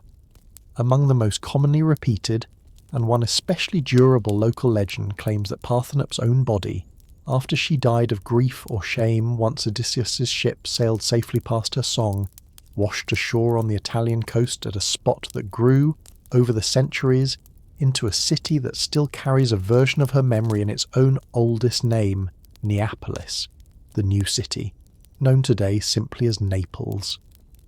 This account names that legend here briefly, as one more example of a siren, monstrous in the telling, oddly gentle in the aftermath, given not a grave so much as an entire living city built, whether its own residents ever think about it or not, on the spot where she was once believed to have finally come ashore. Her surviving sisters turned the one weapon still left to them, a voice that had once nearly matched a goddess's own, to a considerably darker use than they had ever originally intended it. The sirens themselves in Homer's own account are never described in great physical detail, no wings mentioned at all in that particular telling, no specific number, simply voices singing from an island the ship of Odysseus had to pass on its own long way home, and it is worth naming plainly exactly what made that song so dangerous, because it was never simply beautiful the way a modern retelling might assume. It promised knowledge. The sirens sang, in the fragment of their own lyrics Homer actually preserves, that they knew everything that had happened at Troy, everything happening across the whole of the wide earth, and it was that promise, knowledge complete and total, offered to anyone willing to steer their ship close enough to hear the rest of the song, that lured sailor after sailor to their own destruction, their ships wrecking on the rocks surrounding the island while the crews, transfixed, forgot to steer at all, dying not from any direct attack, but from their own captivated stillness. Odysseus, warned in advance by the sorceress Circe, whose own household and whose own transformations this account is not going to pause to unpack here, wanted to hear that song without dying for the privilege of hearing it, and the solution he devised is worth naming in full, because it shows the same particular blend of curiosity and control that defines nearly everything else about him. He had his own men fill their ears with beeswax so they would hear nothing at all, and had himself bound tightly to the ship's own mast, ordering his crew in advance to ignore any pleading or any command he gave once the song actually began, no matter how desperately he begged them to release him. The plan worked exactly as intended. Odysseus heard the full song, strained against his own ropes with everything he had, screamed at his deafened crew to cut him loose, and sailed safely past, becoming, in the process, the only mortal man in the entire surviving tradition to hear the sirens sing and live to describe what it had actually sounded like. A privilege purchased entirely by his own foresight in tying himself down before he was in any position to trust his own judgment. There is a coda to this story as well. What happened to the sirens themselves once a mortal finally survived their song? Because several later sources agree it was fatal to them in a way their own story rarely gets credit for. A prophecy, in this later tradition, had apparently warned that the sirens themselves would die the moment any sailor successfully resisted their call, and Odysseus' survival, in this telling, triggered exactly that ending. The creatures throwing themselves into the sea or simply perishing where they sat the moment their one power in the world proved, at last, to be resistible. If this later addition is true, then the sirens belong, every bit as much as Ladon, to this night's growing list of guardians whose entire existence depended on nobody ever successfully passing them. Monsters whose power was never really about strength at all, but about the simple, terrible fact that no one, until one particular stranger came along, had ever managed to say no. Not incidentally, the sirens who survive in popular imagination today are very often not quite the same creatures Homer actually described at all. Centuries of later retelling, particularly from the medieval period onward, gradually merged the bird-bodied sirens of the original Greek tradition with an entirely separate folklore tradition of fish-tailed mermaids, so thoroughly that most people today picture feathers where the oldest sources actually describe scales and skirts, or the reverse, without ever suspecting the two images once belonged to two genuinely different traditions that simply happen to share the same basic function. A beautiful voice calling from the water, promising something no sailor could safely stop to receive. Before this account leaves this stretch of coastline behind for good, one more thing deserves naming. Real ancient testimony for a guardian this night has already introduced much further to the north. The historian Herodotus, writing in the 5th century before the Common Era, records the story of the gold-guarding griffins and the one-eyed Arimaspians as something he had heard, rather than something he necessarily believed himself. Careful, in his own characteristically sceptical way, to attribute the account to an earlier poet named Aristeus, who had claimed to travel deep into Scythian territory and hear the story from the peoples living nearest that supposed frontier. Dwell for a moment with that layer of sourcing honestly. A historian reporting a poet's claim about a distant people's own legend, because it shows something worth remembering about nearly every creature this whole night has introduced. Even in antiquity, these were very rarely first-hand reports. They were stories about stories, passed hand to hand across enormous distances, gaining and losing detail, with every retelling long before any of them ever reached the poets and mythographers whose versions happen to survive today. Further along that same treacherous stretch of coastline, in the narrow strait between Italy and Sicily, two final guardians waited on either side of the same channel, and together they gave sailors of this mythology one of its single most enduring pieces of practical wisdom, a phrase that has survived into modern English, almost entirely intact, caught between them, Scylla and Charybdis. It is worth naming Scylla's own origin honestly before describing what she'd become by the time Odysseus' ship approached her, because her story belongs, every bit as directly as Medusa's does, to this whole night's argument about victims transformed into monsters by someone else's jealousy. In the fullest surviving version of her story, preserved by Ovid, Scylla was once a beautiful sea nymph, admired by a minor sea god named Glaucus, who, when she rejected his advances, sought out the sorceress Circe for a love potion that would make Scylla return his feelings. Circe, however, had fallen in love with Glaucus herself, and rather than help him win Scylla's affection, she poured a poison into the very pool where Scylla habitually bathed. A poison that transformed the lower half of the nymph's body into a writhing tangle of 6 ravenous dog-headed serpents, each one capable of seizing and devouring anything that swam within reach. Scylla, according to this account, did not choose any part of what she became, did not ask Glaucus to love her, did not ask Circe to punish a rejection that was never even directed at Circe herself, and yet she spent the remainder of her existence lodged permanently in a cave on one side of the narrow strait, each of her 6 heads darting out simultaneously to seize sailors directly off the decks of any ship that sailed too close to her side of the channel. 6 men lost in a single pass, every single time, an appetite this account is not going to pretend was anything other than genuinely lethal, even while insisting in the same breath that the woman inside that transformation never once asked for any of it. Across the strait from her, an entirely different kind of danger waited.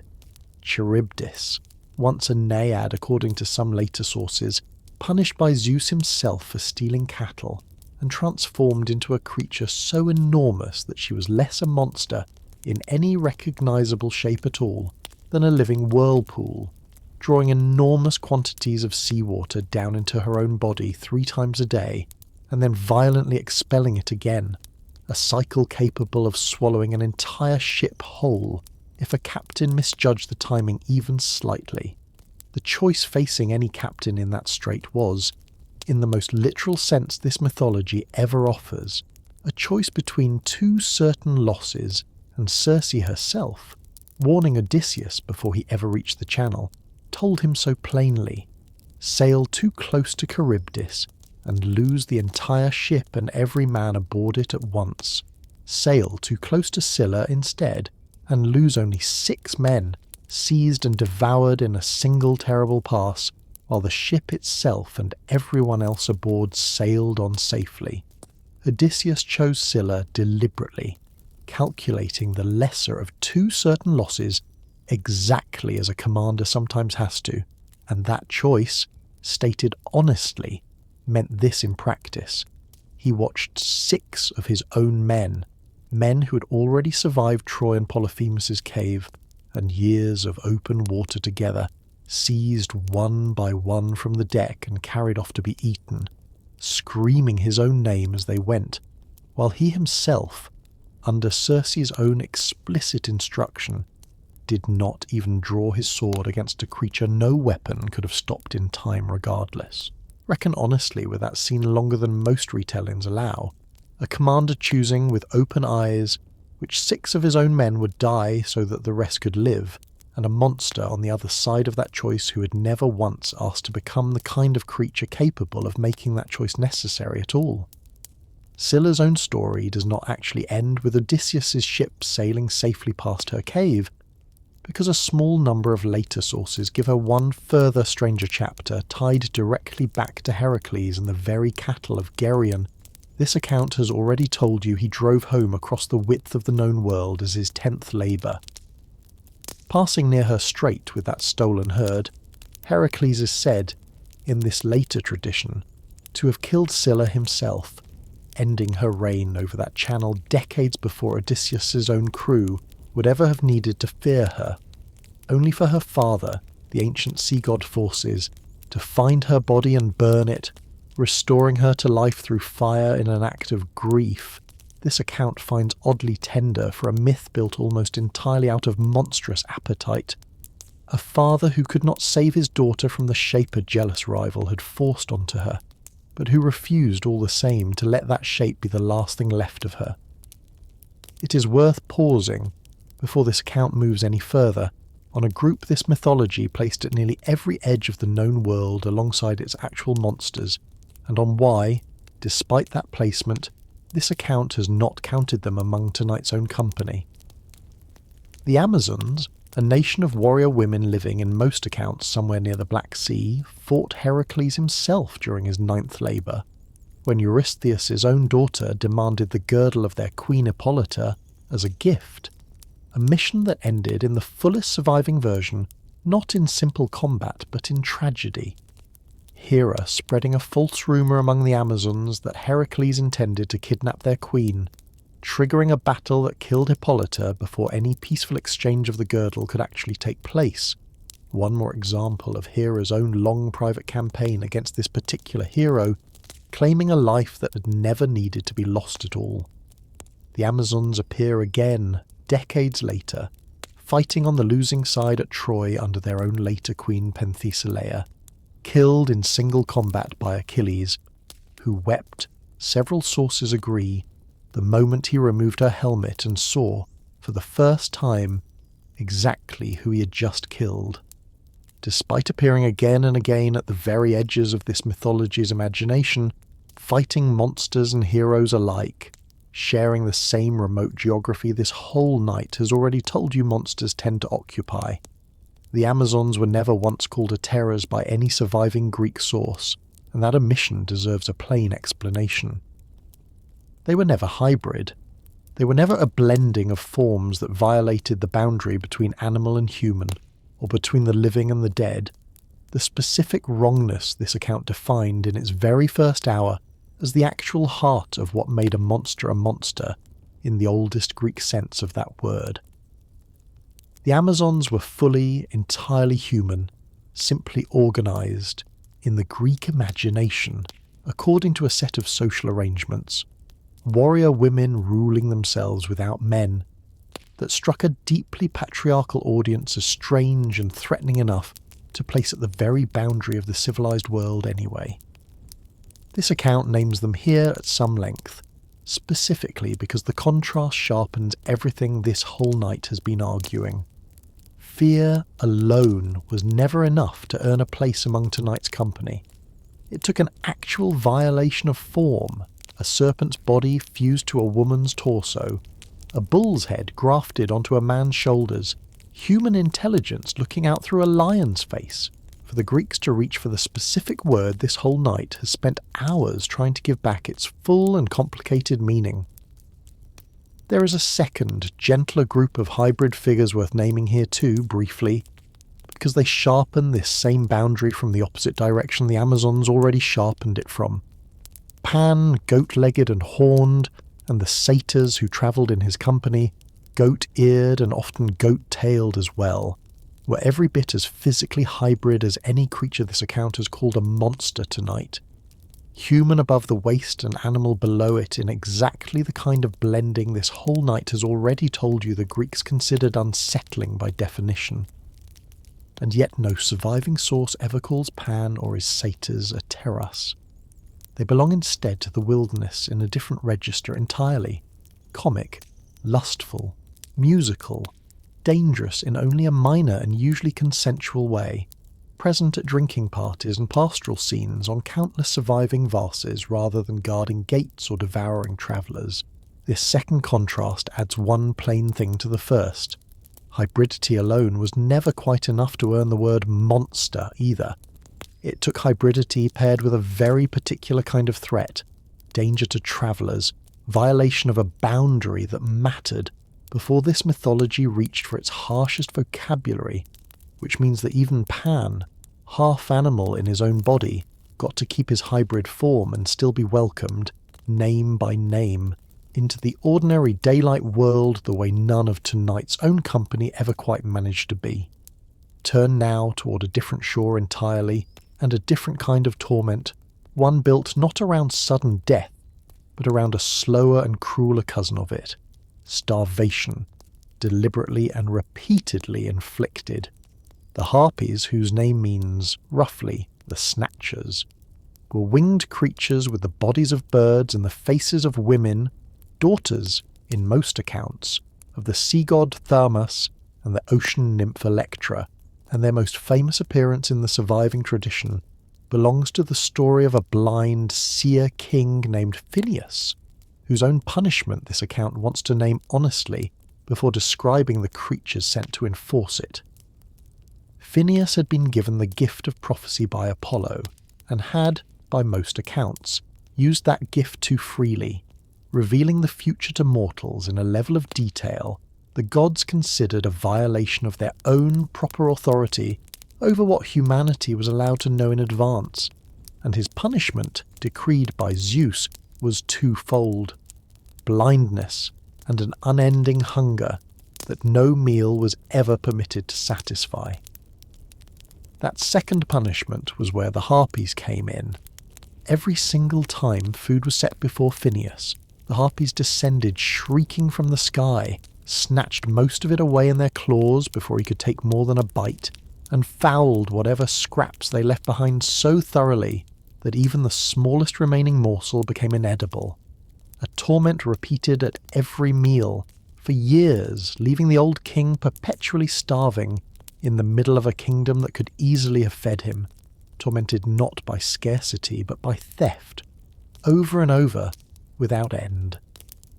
Fittingly, the Harpies themselves in this particular story were not acting out of any independent malice of their own. They were instruments, sent and maintained by Zeus's own continuing anger, doing to Phineus, meal after meal, exactly what they had been assigned to do, in a punishment this account finds among the crueler and more inventive ones this entire mythology has to offer, precisely because it never actually kills its victim. It simply refuses, forever, to let him eat. It is worth naming briefly one further hazard the Argonauts faced on that same voyage, because it belongs, every bit as much as any living creature this account has introduced tonight, to this whole night's recurring picture of a guarded threshold standing between the known world and everything past it. The Symplegades, also called the Clashing Rocks, were a pair of enormous cliffs at the mouth of the Bosphorus that did not simply sit in place the way ordinary rocks do, but slammed together without warning whenever anything attempted to pass between them, crushing any ship caught in the gap before it could clear the strait. Phineus, the same starving king this account has already told you the Argonauts freed from the Harpies, gave Jason's crew the method that finally got them through: release a dove first and watch whether it survived the crossing. The dove flew through just ahead of the rocks slamming shut, losing only the very tips of its own tail feathers, and Jason's crew, timing their own oars to the rock's recoil the instant they opened again, rode through so narrowly that the ship itself lost a piece of its stern ornament in the same instant the dove had lost its feathers. The rocks, once a ship had finally passed successfully all the way through them, were fated according to the prophecy Phineus had given, to freeze in place forever, never closing again. A guardian gate, this account would argue, retired from its post the instant a single vessel finally proved the crossing was survivable, in almost exactly the same way this whole night has already told you the Sphinx's own reign ended the moment her question was finally answered. Relief came eventually when the Argonauts, sailing past on their own voyage toward the Golden Fleece, a voyage this night will meet in fuller detail shortly, stopped at Phineus's court and heard his story, and two of the crew, brothers named Zetes and Calais, sons of the north wind Boreas and gifted through that parentage with wings of their own, chased the Harpies off at the very next meal, pursuing them across the sky until, in most versions, the goddess Iris intervened and made them swear an oath never to trouble Phineus again, in exchange for the brothers finally calling off their pursuit. Phineus, freed at last from his torment, repaid the Argonauts with the one gift he still had left to give despite his blindness: prophetic guidance for the dangerous stretch of their voyage still ahead, including detailed warning about the very next monster waiting for them. That monster was not a single creature at all, but an entire population, distinct from any other family this night has introduced so far, born from an act of attempted violence against a goddess herself. Centaurs, half man and half horse, trace their origin in the fullest version of the story back to a mortal king named Ixion, who had been invited in an act of extraordinary divine mercy to dine on Olympus itself after committing an earlier murder that should by rights have made him an outcast among gods and men alike. Ixion repaid that mercy by attempting to seduce Hera, the queen of the gods herself, inside her own husband's household, and Zeus, discovering the attempt, fashioned a cloud in Hera's exact likeness, a phantom called Nephele, and allowed Ixion to believe he had successfully accomplished what he had actually only attempted against an illusion. From that coupling with a cloud, Nephele bore a son named Centaurus, who later mated with mares on the slopes of Mount Pelion, producing the entire race of centaurs that followed, a lineage this account wants named plainly for what it actually is, an entire people whose existence traces back, at its very root, to one man's attempted assault on a goddess and the elaborate divine deception constructed to punish him for it, meaning that every single centaur who ever lived carried, in some sense, the consequences of a crime none of them had personally committed. Most centaurs, true to that troubled origin, lived up to a reputation for violence and poor self-control that Greek writers returned to again and again, most famously at the wedding of a Thessalian king named Pirithous, where the centaurs, invited as guests, grew drunk on wine, a substance they were said to have little experience handling, and attempted to abduct the bride and several other women present, triggering a chaotic battle known as the Centauromachy that Greek artists depicted, again and again, across temple friezes and vase paintings, as a kind of visual shorthand for civilization itself, struggling against its own unruly, half-animal impulses.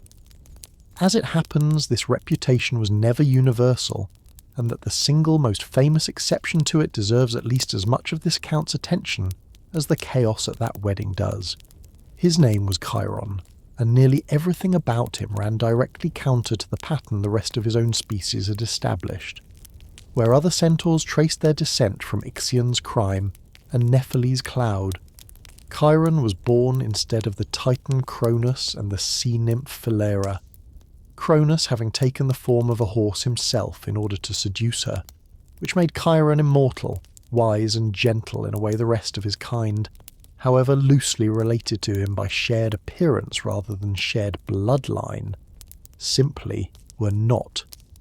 Chiron became, over the course of his long life, tutor to an extraordinary number of this mythology's most important heroes,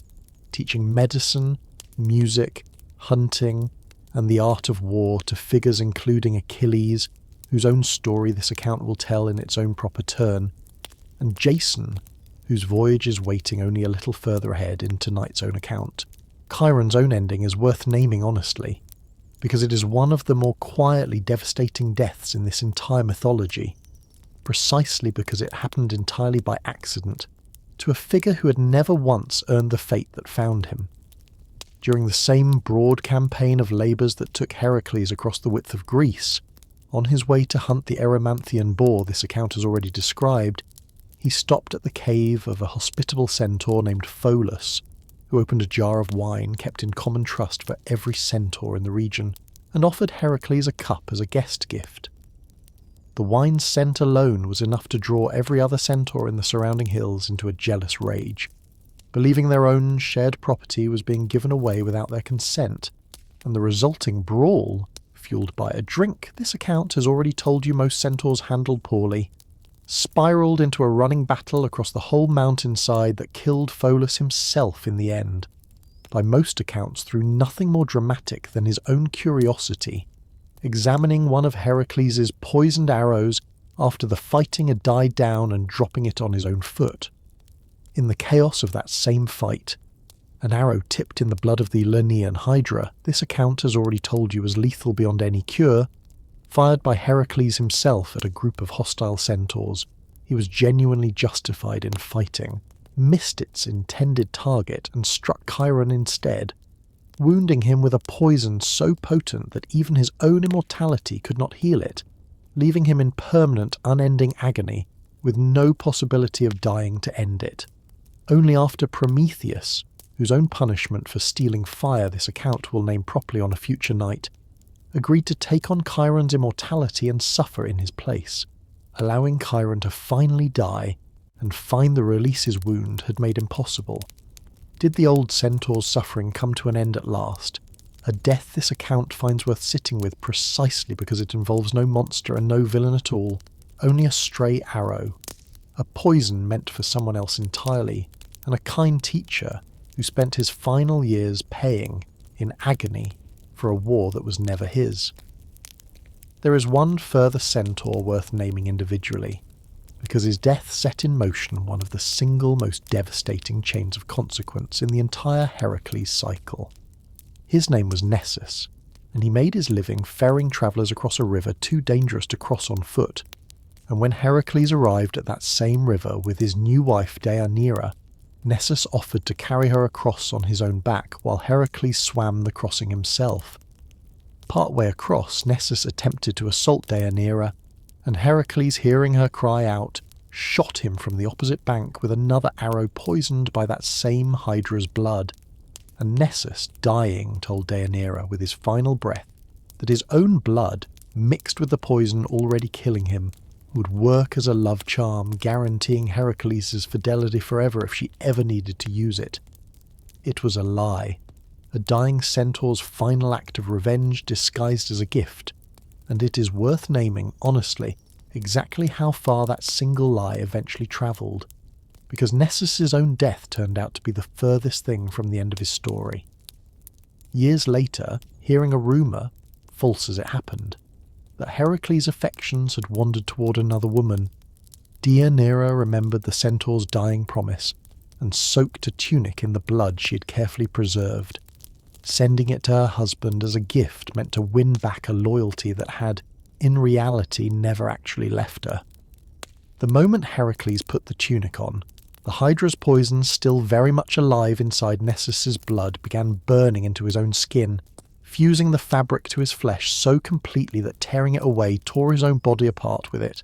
an agony so total that Heracles, the single strongest man this entire mythology ever produced, the one figure who had personally ended more of tonight's monsters than any other name in this whole company, chose in the end to build his own funeral pyre and climb onto it himself rather than continue suffering a death. No strength of his could fight off. Deianira, learning what her own gift had actually done, took her own life in horror once she understood it. Linger with the full shape of that ending honestly,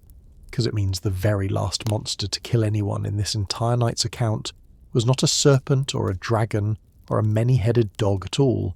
It was a poison first brewed inside the Hydra's own body in this night's opening hours, carried for years inside a dying centaur's dishonest promise, and delivered at last by the hands of a wife who loved her husband and believed, right up until the moment the tunic began to burn, that she was doing something to save her marriage rather than end it. There is a gentler thread worth following out of that same story before this account moves on, because not every creature born from tonight's long chain of monstrous violence grew up monstrous itself. Pegasus, born from Medusa's own severed neck in the same instant that ended her life, carried nothing of his mother's curse forward at all, becoming instead one of this mythology's most beloved and gentlest figures, a mount for both Perseus and later Bellerophon, eventually said to have been placed among the stars in his own right as a constellation still visible tonight. It is worth naming exactly how this seemingly invincible guardian actually worked, because the mechanism reveals something worth sitting with about the nature of even a creature this artificial. Talos had a single vein running through his entire bronze body, from his neck down to his ankle, through which flowed the substance that kept him alive and moving, sealed at the ankle by a single bronze pin or nail, and it was Medea, the sorceress travelling with Jason's crew, whose own considerable story this account is deliberately leaving for elsewhere, who found the weakness. Whether through enchantment that lulled Talos into a trance, or through a promise of immortality she never intended to keep, Medea got close enough to that single vulnerable point to work the pin loose, and the moment it came free, Talos' entire life force drained out through his own ankle like water from an overturned jar, and the giant bronze guardian who had circled that coastline unbroken for centuries collapsed and died in a matter of minutes, brought down not by any weapon at all, but by a single small piece of cleverness applied to a single small point of vulnerability that a creature built almost entirely out of invulnerable metal had never once thought to protect. A considerable number of modern historians of technology now point to Talos as one of the very earliest conceptions anywhere in surviving world literature of what a later age would call a robot, a manufactured being, animated by something other than a soul in the ordinary sense. Given a single task and a single mechanical vulnerability, roughly 3 full thousand years before that particular word, robot, was ever actually coined by anyone. The very same single vulnerability logic that would later define this whole night's Nemean lion and Nessus's own dying poison alike. Nothing in this mythology, however seemingly invincible, was ever built without at least one honest findable seam. There is one final sea monster waiting for its own honest telling before this account turns away from open water entirely, and it belongs, appropriately enough, to the same family of story this night has already told once with Andromeda's chains at the edge of the sea, because Poseidon, across this entire mythology, seems to have kept an entire private menagerie of sea monsters on hand specifically for punishing mortal families who had offended him or offended someone he favoured. The creature is usually called, in the sources that name it at all, simply Cetus, a word that survives today as the general term for whale in scientific naming and as the name of an entire constellation, and its most famous appearance belongs to the story of a Trojan king named Laomedon, whose own broken promise to 2 gods, this mythology's favourite recurring sin, set the entire episode in motion. Laomedon had hired both Poseidon and Apollo to build the walls of Troy itself, promising them payment once the work was finished, and when the walls stood complete, magnificent enough that they would later prove nearly impossible for the combined might of the entire Greek army to breach, Laomedon simply refused to pay either god what he owed them. Poseidon's punishment was a sea monster sent to ravage the Trojan coastline, and an oracle, consulted in desperation, told Laomedon the only way to appease the creature was to chain his own daughter, a young woman named Hesione, to a rock at the shore exactly as another king would later chain Andromeda under nearly identical circumstances and offer her as a sacrifice. It was Heracles passing through the region on his own travels years before his labours had even begun in most chronologies, who found Hesione chained there and offered to kill the sea monster and save her, in exchange for a promised reward from her own father, a pair of divine horses Laomedon had received as compensation for an earlier misfortune in his own family. Heracles killed the monster, by most accounts either by cutting his way out from inside its own throat after allowing himself to be swallowed, or by striking it down from the shore with his usual combination of strength and improvised weaponry, and saved Hesione exactly as promised. Laomedon, in a betrayal this account once named plainly because it fits so precisely into this mythology's recurring pattern of broken promises triggering monstrous consequences, refused to hand over the horses he owed,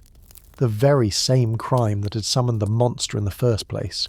repeated now against the very hero who had just cleaned up its damage. Heracles, in a fury this account will return to when his own labours received their fullest telling, eventually returned with an army, sacked Troy itself decades before the war this whole mythology is most famous for, and killed Laomedon, sparing only Hesione and a young brother of hers named Podarces, whom Hesione ransomed with her own veil, and who would grow up to become, under a new name, the very King Priam, whose city would fall a second and far more famous time a generation later, meaning that the sea monster Poseidon sent to punish one broken promise had, by a long and tangled chain of consequence, already set in motion the ruin of the very city, whose second and final destruction this whole mythological tradition would spend centuries retelling. Come inland now, away from every coastline this account has walked so far, to a mountain sanctuary that would eventually become the single most consulted religious site in the entire Greek world, and to the guardian who held it before the god most associated with it today had ever arrived to claim it, Delphi, nestled on the slopes of Mount Parnassus, was sacred, in the oldest layer of this tradition, not to Apollo at all but to Gaia herself, the earth goddess this whole night's account has already named as the mother of Typhon, and its original guardian was a serpent, sometimes described as female and called Delphin, the very same name this account has already given you once in passing, as the guardian of the cave where Typhon hid Zeus's stolen tendons, and sometimes described as a distinct male serpent called Python. Born, according to some sources, directly from the mud and stagnant water left behind after a great flood that had once nearly destroyed the whole of humanity. Python's role, in the oldest layer of this story, was guardian of an oracle already ancient by the time any surviving Greek source describes it, a place where Gaia's own prophetic voice could be consulted directly, and remarkably, Python was never, in any surviving account, described as evil in any active sense, simply present, coiled around the sanctuary, doing what nearly every other guardian this night has introduced has done, holding a threshold, in this case, the threshold between the ordinary human world and direct knowledge of the future, on behalf of the older, earlier order of gods that had governed the world before the Olympians arrived to reorganize it. Apollo's arrival at Delphi, still an infant by some accounts, and barely more than a youth by others, was framed by later tradition less as conquest than as inheritance, but the actual mechanics of that transition required, in every surviving version, a killing. Apollo, some sources say in vengeance for Python having tormented his own mother Leto during her pregnancy,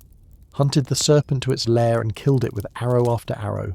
a battle several ancient sources describe as lasting for days, the wounded serpent's own dying struggles said to have given the site its very name, Pytho, from the Greek word for rot. Since Python's body was left to decompose in the sun where it fell, its remains supposedly still visible, slowly rotting, for as long as anyone continued to visit the site afterward. Apollo, having claimed the sanctuary through that killing, instituted the Pythian Games in the dead serpent's honour, and took the oracle for his own, the priestess who spoke there from that point forward known ever afterward as the Pythia, her very title a permanent linguistic monument to the guardian whose death had made her own position possible in the first place. This transition represents quite plainly one of the clearest examples this entire mythology offers of its own recurring pattern, an older, chthonic, earth-born order of power, represented by a serpent tied directly to Gaia herself, replaced by a newer, brighter, sky-descended Olympian order, represented by Apollo, god of light and prophecy and reason, and the replacement was never peaceful. It required a killing, a body left to visibly decompose at the very centre of what would become the most important religious site in the Greek world, a permanent reminder, whether anyone visiting Delphi in later centuries consciously registered it or not, that the god now speaking there through his priestess had gotten that position by ending violently whatever had been speaking there before him. There is a genuinely modern chapter to this ancient story too, because the Pythia's own famous trances, the altered state ancient visitors describe her entering before delivering her prophecies, puzzled scholars for centuries after actual belief in the oracle had faded, some dismissing the whole tradition as theatrical fraud. Geological surveys conducted in recent decades found that the temple at Delphi sits directly above a fault line, where two different types of rock meet, and traces of hydrocarbon gases, potentially including ethylene, have been identified in the local springs, lending real, if still debated, support to the ancient claim that a vapour genuinely did rise from a fissure beneath the temple floor. It is worth naming this honestly as a live and unsettled scientific question, rather than a solved one, but it is worth sitting with regardless, because it means the guardian this account has just described, and the god who claimed his post afterward, may have been standing this whole time directly above a genuinely strange geological feature that the oldest worshippers had no vocabulary for except the one this whole night has spent its hours trying to take seriously, a place where something real was speaking, and calling that voice sacred or monstrous was simply a matter of who got to it first. Turn now toward a very different kind of guardian, one built not around teeth or venom or bronze, but around a single, overwhelming excess of watchfulness itself. His name was Argus, sometimes called Argus Panoptes, the all-seeing, and Hesiod and later sources describe him as covered across his entire body with 100 eyes, arranged so that even while some of them slept, the rest remained perpetually open, meaning that Argus, in the most literal sense this mythology ever offers, was never fully unconscious, never fully vulnerable, a guardian whose entire nature made the ordinary hero's usual approach, waiting for a sleeping target, simply impossible. Hera assigned Argus a task that grew directly out of one of her husband Zeus's own countless infidelities, and this account owes you the full context before describing Argus's own part in it. Zeus had fallen in love with a mortal priestess named Io, and attempting to hide the affair from his own wife, transformed Io into a white heifer, a disguise Hera saw through almost immediately, and rather than confront her husband directly, Hera asked for the heifer as a gift, a request Zeus could not refuse without confirming exactly what he was trying to hide, and once Io was in her possession, Hera assigned Argus to guard her permanently, tethering the transformed young woman to an olive tree under the watch of 100 eyes that never fully closed. Interestingly, Io herself deserves to be counted among this whole night's long list of women, punished for someone else's transgression rather than their own, trapped inside an animal's body, watched every hour of every day by a guardian who never slept completely, unable to speak, unable to explain her own situation to anyone who might have helped her, communicating her identity to her own grieving father only by scratching letters into the dirt with a hoof. Zeus, unwilling to simply abandon her to that fate but unable to approach Argus directly, without provoking an even greater confrontation with Hera, sent Hermes to free her, and Hermes' solution, worth naming in some detail because it shows a very different kind of cleverness than the brute force approach that had solved so many of this night's earlier monsters, was patience rather than violence. Hermes approached Argus disguised as an ordinary shepherd, and spent what the sources describe as an extraordinarily long time simply talking to him, telling stories, playing music on a set of pipes he had only recently invented for this very purpose, gradually and deliberately boring or lulling enough of those 100 eyes into closing one at a time, story by story, until at last every single eye had finally shut at once. The first time in the Guardian's entire existence that total unconsciousness had actually been achieved, and it was only then, with every eye closed simultaneously for what may have been the only such moment in his entire life, that Hermes killed him, freeing Io to resume her own long and difficult wandering across the earth before Zeus finally restored her original form. Hera's grief for her fallen servant worth naming here because it is one of the more tender moments this mythology offers, involving a guardian's death, took a form this account finds genuinely beautiful. She gathered Argus's 100 eyes and placed them, all of them, into the tail feathers of her own sacred bird, the peacock, a bird whose extraordinary tail, covered in eye-shaped markings, still carries, in the oldest layer of this story's meaning, the permanent memorial of a 100-eyed guardian who was finally only once fully at rest, and who was killed not through strength or trickery in the ordinary sense, but simply through the patient, deliberate application of enough boredom and enough beautiful music to accomplish what force alone never could have. There is one final chapter to this night's long account of guardians and monstrous families, and it belongs to the largest confrontation this entire mythology ever staged, a war fought not between a single hero and a single creature, but between the whole assembled might of Olympus and an entire race of enormous earth-born warriors called the Gigantes, born, in the oldest layer of this tradition, from drops of blood that fell from the castrated Uranus onto Gaia herself, making them, like Typhon after them, another of the Earth Goddess's own weapons raised against the ruling order of gods that had displaced her own earlier children. The Gigantomachy, as this war came to be called, was triggered, according to the fullest surviving accounts, by a prophecy warning that the gods alone could never defeat the giants, that victory would require the help of a single mortal hero fighting alongside them,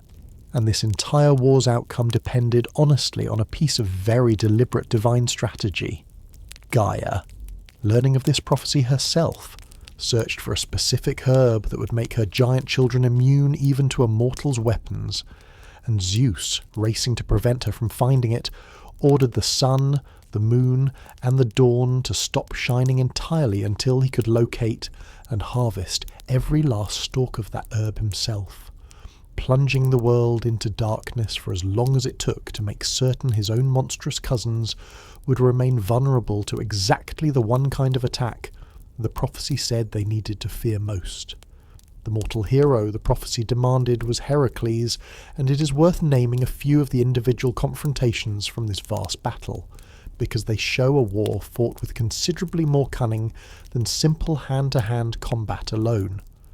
Alcyoneus, one of the largest and most dangerous of the giants, could not be killed at all, so long as he remained standing on the specific patch of his own native soil that had given him his strength, a vulnerability Heracles solved not through any weapon, but through geography itself, dragging the giant bodily across the border of his own homeland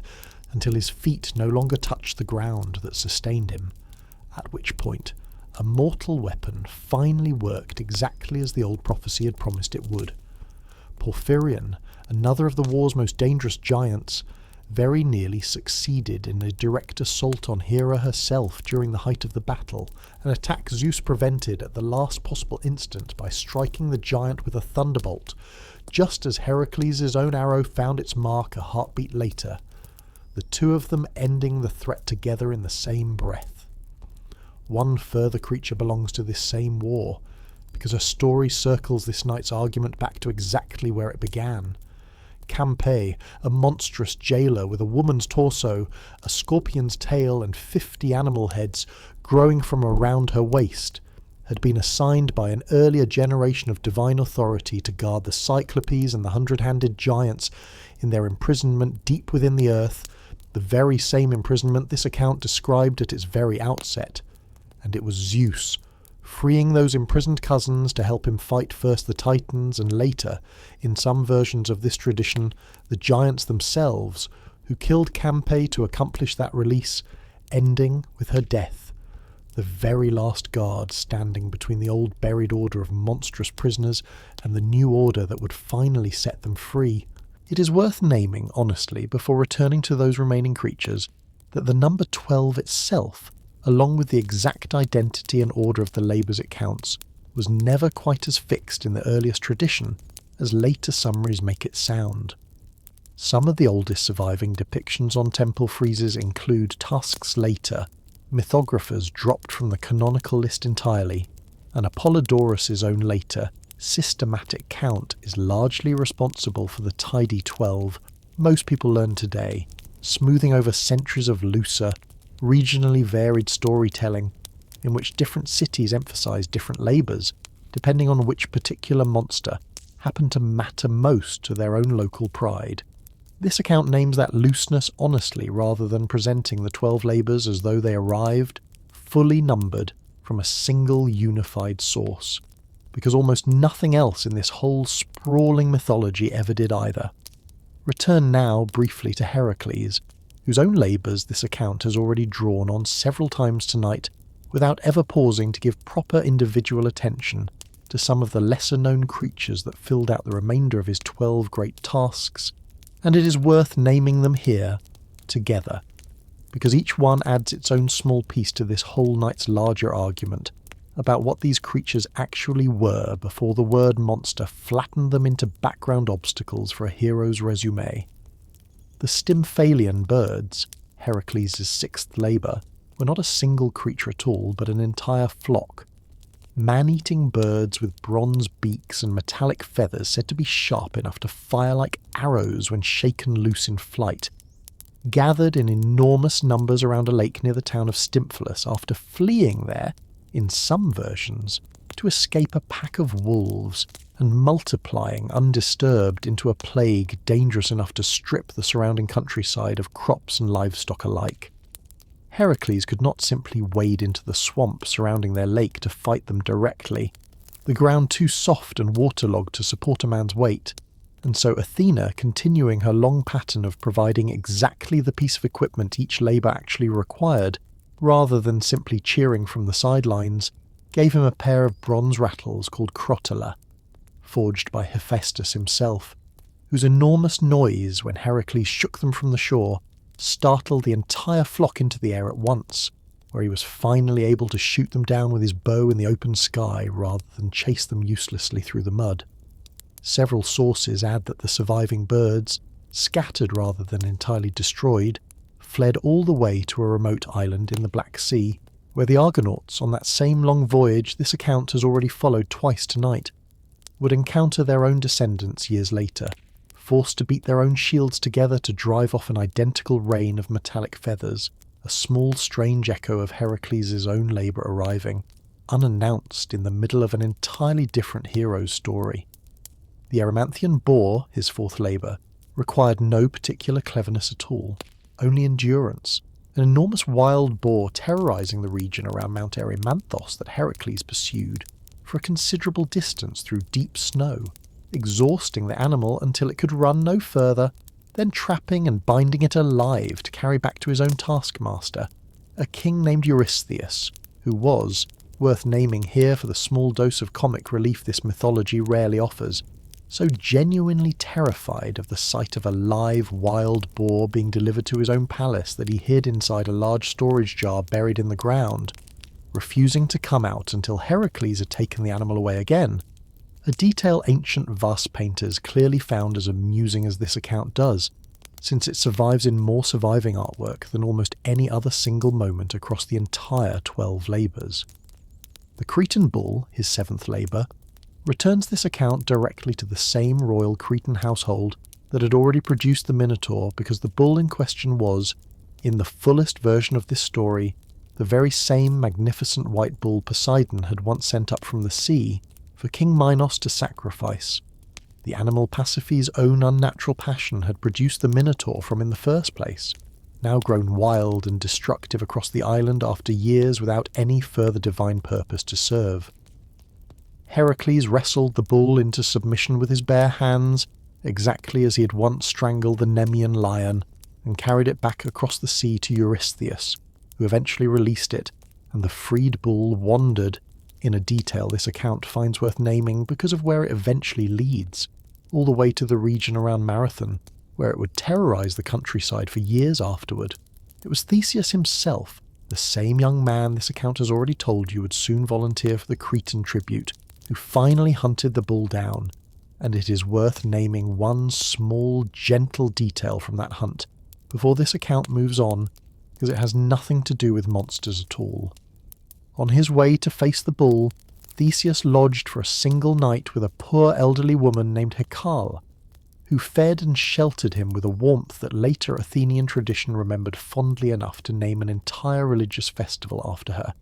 and who died, by most accounts, before Theseus could return the kindness in person, so that the sacrifices offered every year in her honour afterward were, in their own quiet way, a debt paid to a woman history otherwise would have forgotten entirely, remembered only because a young monster hunter happened to accept her hospitality on his way towards something far more famous. Theseus killed the bull and drove it, alive by some accounts, all the way back to Athens, where he sacrificed it to Apollo, closing, at last, the long and strange loop this account first opened back on the shores of Crete. A bull sent up from the sea as proof of one king's divine favour, refused its own promised sacrifice, and finally, a generation and an entire monstrous birth. Later, given to a different god in a different city by the one hero, this whole mythology seems determined to keep placing at the end of every loose thread this account has tried to follow tonight. There is one further monstrous boar worth naming, before this account leaves Heracles' own labours behind entirely, though this one belongs to a different hero's story, rather than to the 12 labours themselves, because its consequences ripple outward into one of this mythology's more genuinely tragic family catastrophes. The Caledonian boar was sent by the goddess Artemis to ravage the countryside around the city of Caledon after its king, a man named Oeneus, forgot to include her in an annual sacrifice offered to every other god. An oversight this mythology, true to its own recurring logic, was never going to simply let pass without consequence. The boar's rampage was severe enough that Euneus's own son, a prince named Meleager, assembled an enormous hunting party drawn from across the whole of Greece, including, in one of this mythology's rare and genuinely notable inclusions, a woman named Atalanta, whose own full story this account is setting aside for now rather than rushing, and it was Atalanta who drew first blood against the boar, wounding it before Meleager himself delivered the killing blow. What followed that killing belongs less to the boar's own story than to the human wreckage its death left behind, and this account will name it only briefly here, since Meleager's full and considerable tragedy, tied as it is to a burning log his own mother had kept hidden for years, deserves its own complete and unhurried telling rather than a rushed summary squeezed into a boar's own account. It is enough for tonight's purposes to say that the Caledonian boar, like so many of the creatures this account has already introduced, killed relatively few people directly compared to the human grief its own death eventually triggered among the very hunters who had gathered to end it. One more example of this mythology's persistent insistence that a monster's death is very rarely where the actual cost of a story finally stops accumulating. Turn now to a different category of monster entirely, one this night has not yet properly named. Creatures that belonged less to the grand mythological cycles of gods and heroes than to the ordinary, everyday fears of Greek households, invoked not in epic poetry, so much as in the ordinary superstition parents used to keep children close to home after dark. Medusa was one such figure, a shape-shifting female spirit said in various sources to be a daughter or servant of the goddess Hecate, capable of appearing as a beautiful young woman in order to seduce and then devour unsuspecting travellers, but always betrayed, if a victim looked closely enough before it was too late, by one telling physical flaw: a single leg made of bronze or, in some accounts, a donkey's leg, unable to fully disguise itself no matter how convincing the rest of the illusion managed to be. Her own name is thought by several ancient sources to derive from a Greek root meaning one-footed, a small etymological detail that ties her directly back to that single telltale limb, as though the language itself had built her betrayal into the very word used to name her. Tellingly, Lamia's own name did not simply vanish once the classical period ended.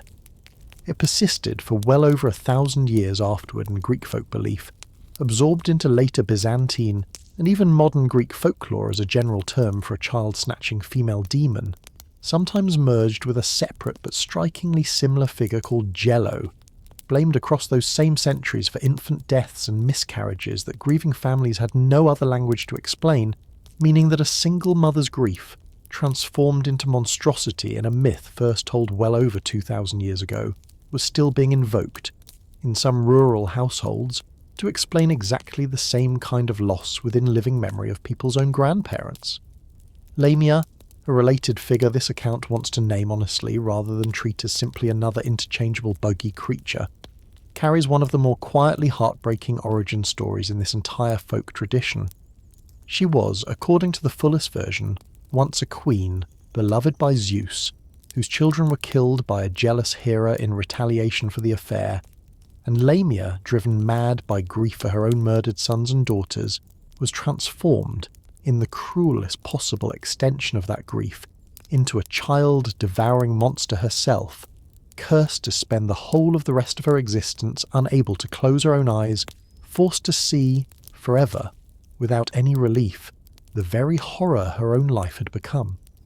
Greek mothers invoked her name for centuries afterward as a simple household warning to disobedient children. A bogey figure meant to frighten a child back indoors before dark, almost entirely stripped, by the time that use had become common, of the specific and genuinely tragic grief that had originally produced her.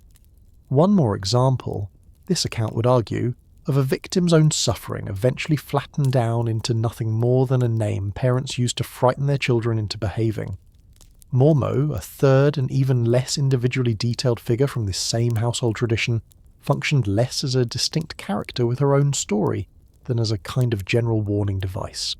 A ghost or bogey invoked by nursemaids and mothers to threaten misbehaving children with being carried off in the night, and this account names her here mainly to make a point worth sitting with before this whole section closes. Not every monster in this mythology needed an epic poem or a hero's sword to remain culturally alive. Some of the most durable ones survive for centuries, doing nothing more dramatic than being whispered in the dark by a tired parent trying to get a child to finally close its eyes and sleep. A use this account, on a channel built entirely around exactly that same nightly ritual, finds itself feeling a certain quiet kinship with, even while making certain, tonight, that every one of these old figures gets the fuller and more honest telling those centuries of casual bedtime warnings never bothered to give them. It is worth pausing now, before this account moves toward its own closing hours, to set this entire Greek tradition briefly alongside a few of the other great monster mythologies the ancient world produced, not because Greek myth was unique in imagining terrible creatures at the edge of the world, but because the comparison sharpens exactly what is distinctive about the version this whole night has been walking through. In Mesopotamia, centuries before Hesiod ever composed a single line of the Theogony, the Babylonian creation epic known as the Enuma Elish describes Tiamat, a primordial goddess of the salt sea, giving birth to an army of monstrous serpents and scorpion men to fight against a younger generation of gods led by Marduk, a structure strikingly similar to Gaia arming Typhon against Zeus, an older, maternal chthonic power raising monstrous children specifically to punish a newer divine order for displacing an even older one. In Norse mythology, recorded many centuries later but drawing on older oral tradition, the world serpent Jormungandr and the wolf Fenrir are both, like so many of tonight's own creatures, born of a single household, in this case the trickster god Loki's own union with a giantess, raised in secret before the other gods discover them and take drastic action to contain a danger prophecy has already warned them about. A structure this account finds genuinely striking when set beside Zeus's own frantic effort to prevent Gaia's monstrous children from ever reaching full strength. What Greek myth adds to this shared cross-cultural pattern, this account would argue, is the sheer density of individual, named psychology, packed into nearly every single one of its monsters. The fact that Medusa gets an assault and a temple, and a specific goddess's specific jealousy behind her transformation, rather than simply existing as an undifferentiated agent of chaos. The fact that Echidna gets described as a mother watching her children leave one at a time, rather than simply named as a monster factory functioning in the background. The fact that even Cerberus, guarding the single least glamorous post in the entire mythology, gets individual moments of vulnerability silenced by a song, distracted by a honey cake, that other traditions rarely bother extending to their own guardian figures. Where Tiamat and Jormungandr remain largely symbolic, cosmic forces representing chaos in the abstract, this night's own long company of monsters keeps insisting, name after name, on being something closer to characters, complete with grievances and griefs and very often an entirely undeserved beginning to whatever ending eventually found them. Before this account moves toward its final hours, one more thing is worth remembering. Exactly how thoroughly these old creatures have survived into the world you're lying in right now, tonight, whether or not you have ever noticed it. A programming language millions of engineers write in every single day is named Python, after the very serpent Apollo killed at Delphi, chosen deliberately by its own creator for the same qualities of danger and cleverness the old myth still carries. A biologist describing an organism built from more than one distinct set of genetic material still reaches for the word chimera, borrowed directly from the fire-breathing hybrid this account has already introduced tonight. An emergency warning system mounted on a fire truck or an ambulance is still called a siren, its wailing pitch named for exactly the same irresistible, attention-seizing quality that once lured sailors to their deaths on a rocky island. A stone wall built from massive irregular boulders fitted together without mortar is still called cyclopean, as though only a one-eyed giant could plausibly have lifted stones that size into place. An enormous, hopelessly tangled structure of hallways or bureaucracy is still called a labyrinth, an unsolvable riddle, a maze, and a person whose fierce, aggressive protectiveness startles those around her is still, on occasion, called a harpy, a word that has drifted across the centuries into something closer to an insult than the tormented, starving king's own private torment it was originally invented to describe. None of these old names needed a modern marketing department to keep them alive. They simply never stopped being useful, 3,000 years on, for describing the exact shape of a fear or a danger or a wonder that apparently has not changed nearly as much, deep down, as the rest of the world around it plainly has. It is worth naming, before that material thread, how many members of tonight's own company ended up scattered across the actual night sky above you, because the pattern, once you start noticing it, becomes almost impossible to stop counting.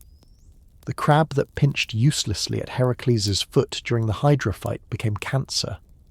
Ladon felled at his own tree became Draco, still coiled in the star map around the pole itself. The Nemean lion, whose hide no weapon could pierce, became Leo. Even Cetus, the sea monster Perseus turned to stone to save Andromeda, has his own constellation today, positioned, fittingly, near Andromeda's own. Wrestle, if only briefly, with that pattern honestly, because it means that on any sufficiently clear night, a considerable portion of tonight's entire company is technically still visible somewhere over your own head, transformed, in this mythology's own final and gentlest verdict on so many of its guardians and grieving creatures, from a danger to be fought into a shape to be found quietly by anyone patient enough to look up and go looking for it. It is worth naming, briefly, one small material thread running underneath nearly every single story this night has told, because once you notice it, it becomes difficult to stop noticing. Bronze appears again and again at exactly the moments this mythology wants to signal danger held at a careful, engineered distance. Talos's entire body, the bronze pin at his ankle, the bronze rattles that finally startle the Stymphalian birds into the open sky, the bronze hands Hesiod gives the Gorgons themselves. Gold appears just as consistently at moments of temptation and reward, the shower that fathered Perseus, the apples lad unguarded, the fleece Jason sailed the whole width of the known world to steal, and stone, more than either of them, marks the presence of a specific and irreversible kind of ending. Medusa's own victims frozen mid-stride, Niobe's grief turning her into a weeping rock face on a distant mountainside, the Sphinx herself throwing her own body from a cliff the instant her power finally broke. Hold on to this pattern, honestly, as one more piece of evidence for tonight's larger argument, that even the raw materials this mythology reached for again and again were never simply decorative choices. Bronze for a guarded distance, gold for a temptation, stone for an ending nothing could undo. A whole civilization's own quiet instincts about danger, temptation, and finality. Encoded, almost without anyone consciously noticing, into which particular metal or mineral got mentioned at exactly which moment in exactly which story. It is worth pausing, before this account moves any further, to simply sit inside the physical sensation of standing in front of a few of these creatures, because so much retelling reduces them to a name and a single defining trait, and loses, along the way, exactly what made encountering one of them so viscerally different from reading about it centuries later. Imagine, for a moment, the actual smell of the swamp around Lerna, stagnant water and rot thick enough to coat the back of the throat, long before the Hydra itself ever came into view, and imagine the specific layered sound of 9 serpent throats hissing at once. Not a single unified noise, but 9 competing ones, each head reacting a half-second out of rhythm with its neighbours, so that the whole creature seemed to speak in a kind of horrible, overlapping chorus rather than one voice. Imagine the sound Talos's bronze feet must have made striking the rocky Cretan coastline on his endless daily circuit. A deep, ringing clang audible, sailors said from a considerable distance out at sea, growing louder and more regular the closer a ship dared to approach. A sound with no organic warmth in it at all. Nothing like a footstep, more like a bell being struck by something enormous and patient and utterly without hurry. Imagine, too, the particular quality of silence inside Polyphemus's sealed cave, once the boulder had rolled shut behind Odysseus and his men. No wind, no sea, no bird song, only the giant's own enormous breathing and the smell of the sheep pressed in around them in the dark. And imagine, on the other side of that same island story, the low, constant, unnerving hush that must have hung over Medusa's own exile. A landscape littered with stone figures that had once been living men. No bird song there either, because nothing that could see her directly ever survived long enough to make any sound at all afterward. Imagine the specific vertigo of Charybdis. Not simply a loud noise, but a physical suck and drag felt through the hull of a ship long before the whirlpool itself came into view. Timbers groaning under a pull no oarsman's effort could counteract, and imagine, at the very same moment on the opposite side of that same narrow channel, Scylla's own 6 heads darting out in total silence. No roar, no warning cry, simply speed, so that a sailor beside you was there and then, in the space of a single held breath, was not. These are not details this account is inventing wholesale.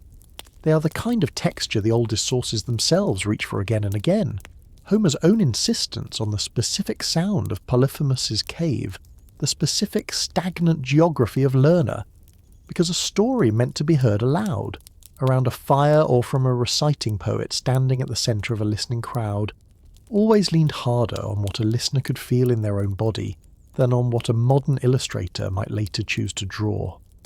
It is worth carrying that same fuller, more physical sense of these creatures with you now, as this account moves toward its own final hours, because a monster reduced only to its name is very easy to forget by morning,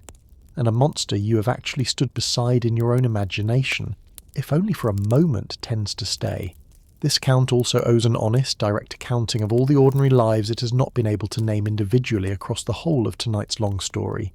because nearly every monster this night has introduced left behind, somewhere just outside the frame of the version that actually survives in writing, an uncounted number of people who simply never came home and were never important enough, by the ancient world's own standards, to be remembered by name. Nobody ever counted how many ships actually wrecked on the rocks around the Siren's own island, before Odysseus' own crew became the one version of that story worth writing down at all, and nobody counted how many earlier travellers failed the Sphinx's riddle in the weeks and months before Oedipus finally arrived, each of them somebody's son or daughter, walking toward Thebes with entirely ordinary business in mind, never suspecting a question waiting at the edge of the road would be the last thing they ever heard. Nobody counted the sailors lost to Scylla's 6 mouths in all the passages through that strait that no surviving poem ever bothered to describe. Only the one crossing Homer happened to consider worth preserving, and nobody counted the figures scattered stone and nameless across the island where Medusa lived out her exile, men whose families back home very likely never learned what had actually happened to them at all, only that they had once sailed west in a given season and had simply, quietly, never sailed back home again. This account is not going to pretend it can restore even a single one of those lost names now, so very many centuries after the fact, with no surviving record left anywhere to consult. But it is worth naming the gap itself, honestly, the same way this whole night has already insisted on naming every other uncomfortable truth these stories tend to leave out, because a night built around the argument that these creatures deserve their full accounting owes that same full accounting to their victims as well, the ones no epic poet ever thought worth a single line. vanished into a monster's own story with no name left behind at all, beyond the bare fact that somebody, once, did not come home. It is worth naming finally one clear thread running underneath nearly every single victory this whole night has described, because it complicates the easy assumption that these monsters simply needed a strong enough hero to eventually arrive and end them. Look back across tonight's entire company and notice how rarely raw strength alone actually settled anything. Perseus needed a mirror shield, not a stronger sword, to survive Medusa's gaze. Bellerophon needed a flying horse and a spear tipped in lead, not a bigger spear, to reach the Chimera's own vulnerable mouth. Theseus needed a spool of thread, not a sharper blade, to find his own way back out of a maze no amount of strength could have navigated. Odysseus needed a false name and a plan involving sheep's wool, not a bigger weapon, to escape a cave sealed by a boulder he could never have moved on his own, and needed beeswax and rope rather than raw willpower to survive a song no strength of body could have resisted. Heracles himself, this mythology's single strongest man, needed a nephew with a torch to finish the Hydra, needed a lion's own claw to open a hide his own blade could not cut, needed a titan's temporary cooperation to reach apples guarded by a dragon he might otherwise simply have had to kill outright, and needed, in his very last labour, to set his own weapons down entirely and win by grip alone under terms Hades himself had set. Notice that pattern now, because it is, this account would argue, one of the quieter and more genuinely hopeful truths sitting underneath this whole long night's company of teeth and venom and fire, that in the oldest Greek imagination, the thing that actually got a person past the monster at the gate was almost never simply being the strongest person who ever tried the door. It was noticing, clearly and patiently, exactly what that particular guardian could not defend against, and having the patience to use it. Dwell for a moment with how much of this whole night's company shared something even more basic than a gate to guard, and that is simple, unbroken solitude. Cerberus stood watch, with no company beyond whichever soul happened to be passing through at that particular hour. Ladon spent centuries wound around the same tree, with only the Hesperides distant singing for company.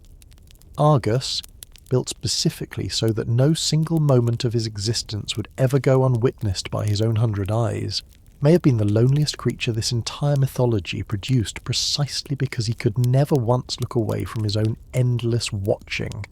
long enough to be looked at kindly in return. Even Polyphemus, monstrous and violent as this account has already told you he genuinely was, lived alone on his island with only his flocks for company, and Homer gives him, in one small and often overlooked detail, a tenderness toward those same sheep that makes his later cruelty toward Odysseus's men feel less like an alien horror and more like a starved, isolated creature reaching badly and violently for the only kind of contact he had left. This account is not offering that loneliness as an excuse for anything any of these creatures actually did. It is offering it as one more piece of the full accounting this whole night promised at its very outset, that nearly every guardian in this long company kept its post entirely alone, for years or centuries at a stretch, and that the isolation itself, long before any hero ever arrived to end it, may have already been its own quiet, unrecorded punishment. This account owes one more honest look at exactly whose names actually survived across all these centuries, and whose did not, because the pattern is not accidental, and this whole night's own insistence on naming the uncounted dead deserves to be extended one step further into an honest look at who this mythology actually considered worth writing down in the first place. Andromeda survives by name because she was a princess, chained by her own mother's vanity rather than by any ordinary misfortune, and Hesione survives by name for the identical reason, a king's daughter rather than a fisherman's. The 14 young Athenians sent to the Minotaur every 9 years survive collectively as a number and custom, but only a small handful of them, Theseus chief among them, ever survive as individuals with names attached, And it is worth asking honestly why that particular tribute happened to include a king's own son at all in the version everybody remembers, when the entire cruelty of the custom, as this account has already named it, was that it fell, by lot, on perfectly ordinary households who had no story-worthy rank to make their own loss memorable to anyone beyond their own grieving family. The pattern holds again and again across tonight's whole company. A monster's named victims tend to be royalty, or heroes, or the children of gods, while its far larger tally of ordinary victims, the unnumbered sailors, the unnumbered travellers on the road to Thebes, survive only as a collective shrug, a phrase like many others perished, tucked into the margins of a story that was never really about them in the first place. It is worth widening this same honest ledger to include the heroes themselves, one final time, before this account lets each of them go for good. Because tonight's own thesis, that a monster's beginning was very rarely its own choice, deserves to be set beside an equally honest accounting of what killing that monster sometimes cost the people standing nearby, who had never asked to be involved either. Perseus turned an entire hall of Polydectes' courtiers to stone alongside the king himself, men whose only crime was standing in the wrong room.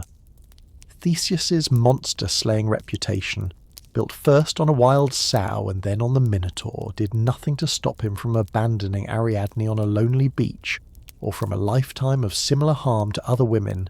this account has not had occasion to name tonight. Jason's own voyage, successful because of Medea's knowledge of dragons and bronze giants alike, ended on a night not this one, in a betrayal of that same woman ugly enough that this whole mythology considers it one of its darkest stories. Heracles, whose strength ended more monsters across tonight's account than any other single figure, opened this whole night's very first story kneeling in the wreckage of his own murdered family, a debt every one of his 12 labours was an attempt, however incomplete, to repay. This account is not naming any of this to diminish what these men actually accomplished against creatures that were, whatever their own tragic origins, genuinely and often lethally dangerous. It is naming it because a night spent insisting that monsters deserve their full and complicated truth would be dishonest if it let their killers walk away with only the flattering half of their own story intact. Consider too how much of what actually happened across tonight's whole long account came down, in the end, not to virtue or to villainy at all, but to simple, unweighted chance. Medusa happened to be the Gorgon sister who was mortal, while her two sisters Stheno and Euryale, born monstrous and immortal from birth, still live, in every surviving account, to this very day, meaning that Perseus's whole quest succeeded only because of an accident of birth order that had nothing to do with anything Medusa herself had done. Chiron happened to be standing near a group of centaurs. Heracles was genuinely justified in fighting. On the one afternoon, an arrow missed its intended mark. Aegeus happened to be watching from that particular cliff on the one day his own son forgot to change a sail. None of these outcomes were earned. In any moral sense, this mythology usually insists on elsewhere, and reckon with that honestly, because it means the whole sprawling company this night has walked you through, guardians and heroes both, lived inside a universe that was never as neatly ordered as either their glory or their punishment like to pretend. A monster's death as often as not came down to which sister happened to be born mortal, which arrow happened to miss, which sail happened to be forgotten, and no amount of courage or cruelty on either side of that encounter could have fully accounted for it in advance. It is worth naming, briefly, one small pattern of numbers running underneath this whole night's company, because the Greek imagination reached for certain counts so consistently that the repetition itself starts to feel deliberate rather than accidental. 3 Gorgon sisters, 3 bodies fused into Geryon, 3 heads, in the version everyone remembers, on Cerberus, however many more Hesiod originally gave him. 3 ancient sisters sharing one eye between them, and 3 Erinyes pursuing Orestes to the very edge of a courtroom that finally gave them a new name. It is worth naming this pattern honestly rather than overreading it into some grand mathematical design. This mythology never actually claimed for itself, but 3 does appear to have carried, for the Greek storytelling imagination, a specific charge other numbers rarely matched. Completeness and finality both at once. A shape stable enough to stand on its own 3 points, the way nothing balanced on 1 or 2 points quite manages to. It is worth naming, before that final piece of etymology, exactly how many of tonight's stories trace back to the very same god, because no other single figure in this whole pantheon left his own fingerprints across so much of this account's company. Poseidon fathered the Cyclops Polyphemus, and sent the sea monster that chained Andromeda to her rock, and sent the second sea monster that ravaged Troy's own coastline after Laomedon's broken promise, and sent the very bull that cursed Pasiphae and produced the Minotaur in the first place. And in the version of Medusa's story this account has given the most weight tonight, committed the original assault that got her transformed at all, and fathered, in that same assault, both Pegasus and Chrysaor the instant she died. Linger with that pattern honestly. A single god responsible, directly or indirectly, for so much of the danger this whole night has walked you through, because it complicates, in exactly the way this whole night has kept insisting on, any simple story about monsters simply happening to a world that had done nothing to invite them. Very often, in this particular telling, they were invited, quite deliberately, by one specific and rarely punished god with an old grudge, a wandering eye, and an entire ocean's worth of patience for holding both. It is worth naming, finally, before this account turns fully toward its own quiet ending, one small piece of etymology that draws every single thread of tonight's argument back together in a single word. The English word monster itself descends from the Latin monstrum, and a monstrum in turn descends from the verb monere, to warn, the same root that gives modern English the word admonish. A monster, at the very root of the word this whole night has been using all along, was never originally a creature defined by its danger at all. It was a warning, a sign meant to be read, exactly the same meaning this account gave you, hours ago now, for the Greek word teras. And stay a moment with how strange and how fitting it is that 2 entirely separate ancient languages, Greek and Latin, arrived independently at nearly the same underlying idea. That the thing waiting at the edge of the world was never simply there to be fought. It was there to be understood, if anyone visiting that edge was ever patient enough to actually ask what it was trying to say. It is worth naming one further comparison before this account lets even its own comparative instincts rest, because it sharpens something specific about the Greek Sphinx that a wider view makes easier to see. Egypt, whose monuments the Greeks themselves visited and admired for centuries, built its own sphinxes by the hundreds, carved from stone, guarding tombs and temple approaches across the length of the Nile, and the largest and most famous of them, still standing today at Giza, was never once described in any surviving Egyptian source as a riddling, man-eating danger. The Egyptian Sphinx was a protector, calm and watchful, associated with royal power and with the sun god, its stillness a promise of order rather than a threat of death. The Greeks, encountering that same basic hybrid form, a lion's body joined to a human head, and folding it into their own mythology, transformed it into something considerably darker, an active predator rather than a passive guardian, a question rather than a promise. And this account names that transformation honestly as one more example of this whole night's opening argument. Even the shape of a myth is never simply inherited unchanged. It is remade deliberately by whoever tells it next, to say something particular about what that culture at that moment was actually afraid of. It is worth pausing briefly on how the physical image of Medusa's own face actually changed across the centuries of Greek and Roman art, because the change itself tells a story this account has already been arguing tonight in words alone. The earliest surviving depictions painted on pottery from the Archaic period give her a deliberately grotesque, almost comic face, a wide grinning mouth, boar-like tusks, a lolling tongue, features meant purely to frighten rather than to invite any sympathy at all, a design closer to the apotropaic Gorgonia. This account has already described guarding temple doorways than to any recognisable portrait of suffering. By the classical period, and especially by the time Hellenistic and later Roman sculptors took up the same subject, that grinning monster had softened, gradually and then completely, into something else entirely. A beautiful, sorrowful woman's face, eyes often downcast rather than staring, the serpents in her hair rendered almost decoratively rather than as the dominant horror of the image, a version scholars now often call the beautiful Gorgon. This shift in stone and paint tracks something plain enough to name outright, because it runs in exact parallel with the shift this account has already described in the written sources themselves,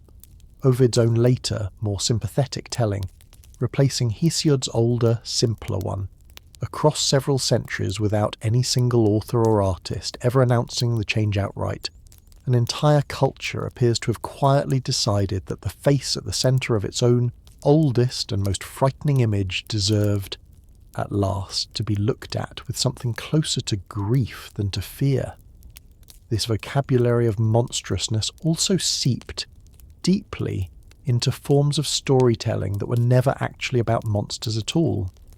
The tragedians of 5th century Athens, staging human stories about murder and grief and revenge within their own households, reached again and again for tonight's own creatures as a kind of shorthand for the worst things a human being could become. Aeschylus, describing Clytemnestra in the moments after she murders her own husband Agamemnon, gives her language and imagery that deliberately echoes a Gorgon, serpent-like, monstrous, a woman transformed by her own rage into something that no longer looks entirely human to the terrified household around her.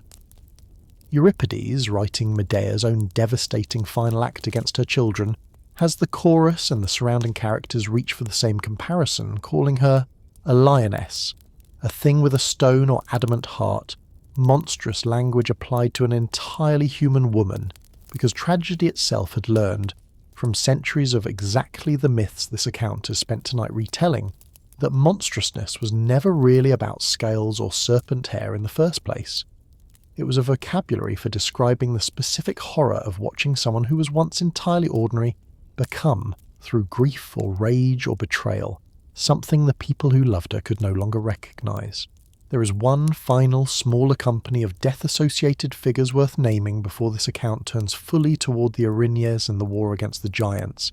because they round out this whole night's picture of how thoroughly this mythology populated its own unseen world with minor, half-personified dangers. The Cerberus, black-winged spirits of violent death, were said by Hesiod to swarm over battlefields in particular, drawn to the dying the way carrion birds are drawn to a field after a storm, fighting one another, in his own vivid description, over a single wounded soldier the way hounds might fight over meat, drinking the blood of the fallen and dragging their spirits down to the underworld. They were never given individual names or individual stories the way Cerberus or Medusa were, remaining instead a kind of ambient, ever-present hazard hovering over every battle this mythology ever staged. A reminder worth carrying alongside tonight's much larger and more famous names, that the Greek imagination populated the edges of ordinary human violence with exactly the same kind of watching, waiting figures it placed at the edges of the physical map. Homer names one of them individually in the Iliad, describing a single cur hovering visibly over the battlefield at Troy, dressed, in his own description, in a robe stained red with human blood, a detail worth remembering because it means even this most anonymous and swarming category of tonight's company occasionally resolved, for one poet at a time, into a single visible figure worth actually describing, rather than remaining forever part of an undifferentiated cloud hanging over the fighting below. It is worth adding, briefly, that the Cerberus were sometimes distinguished from ordinary death by manner rather than simply by presence, a cur of old age understood as gentler and slower than a cur of the battlefield, as though even this shapeless swarm of dread carried somewhere inside its own ranks a rough and unspoken hierarchy of how badly any single death was actually going to hurt. It is worth naming briefly one further pair of giants whose own attempt against Olympus belongs beside the Gigantomachy this account has already described, if only because their story shows that not every assault on the ruling gods required an army at all. Otus and Ephialtes, twin sons of Poseidon known collectively as the Aloadi, grew, according to Homer, at a rate no ordinary child ever matched, adding roughly a full arm's span in height and breadth every single year of their childhood, until, still young men by any ordinary reckoning, they announced their intention to storm heaven itself by stacking 3 entire mountains on top of one another, Pelion on Ossa and Ossa on Olympus, to build a stairway their own enormous legs could climb. They went further still, this account wants named honestly because it is one of the stranger threats in the whole surviving tradition, actually capturing the war god Ares himself and imprisoning him inside a bronze jar for over a year, freeing him only when the messenger goddess Iris located and rescued him in secret. The twins were finally undone not by any single hero's sword, but by Artemis, who transformed herself into a deer and ran directly between them during a hunt, and the brothers, each hurling a spear at the fleeing animal from opposite sides, missed the deer entirely in the dark and killed each other instead. Brought down, in the end, not by the combined might of Olympus at all, but by their own aim and their own goddess-set trap.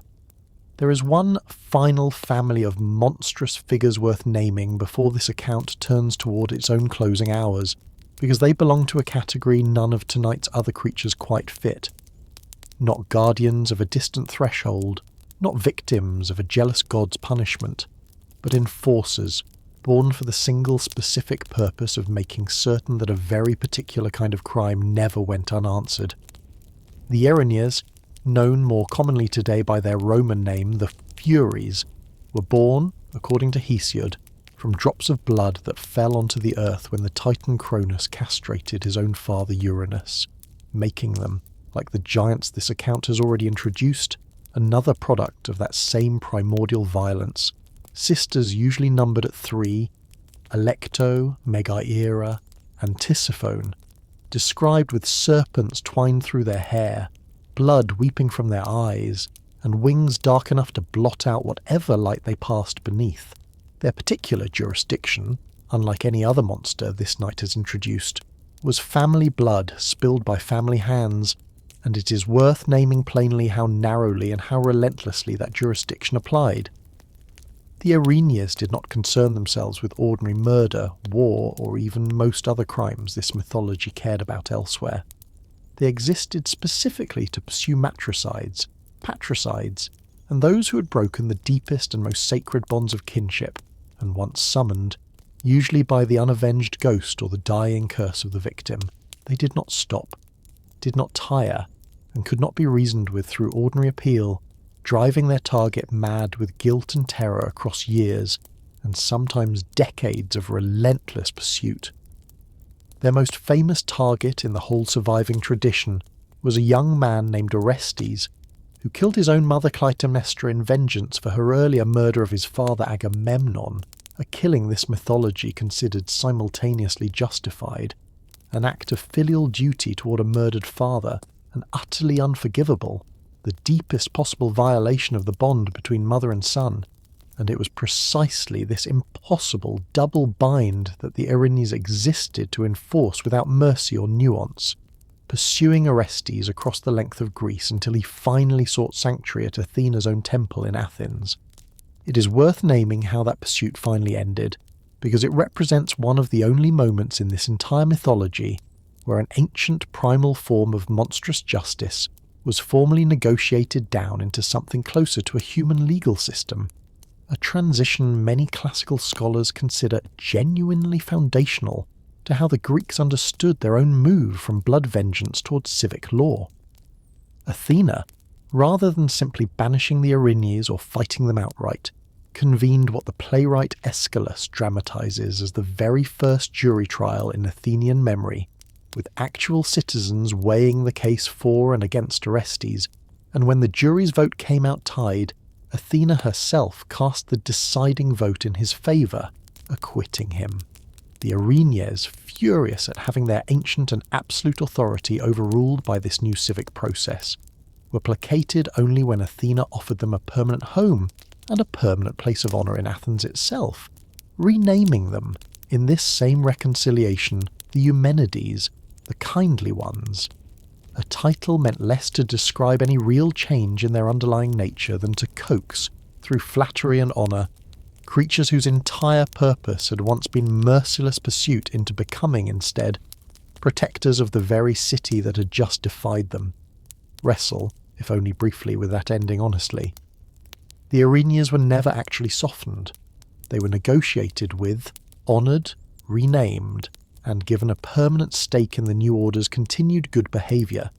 A settlement this account would argue looks less like mercy and more like the oldest and most enduring trick in this entire mythology, the same one that ended so many of its wars and so many of its rivalries, not defeating the older power outright, but finding it a seat at the new table instead. As it happens, the courtroom this story describes was never purely mythical either. The Areopagus, the hill in Athens where Aeschylus stages Orestes' trial, was a real and functioning court in the actual historical city, one of the oldest judicial bodies in the whole of Athenian government,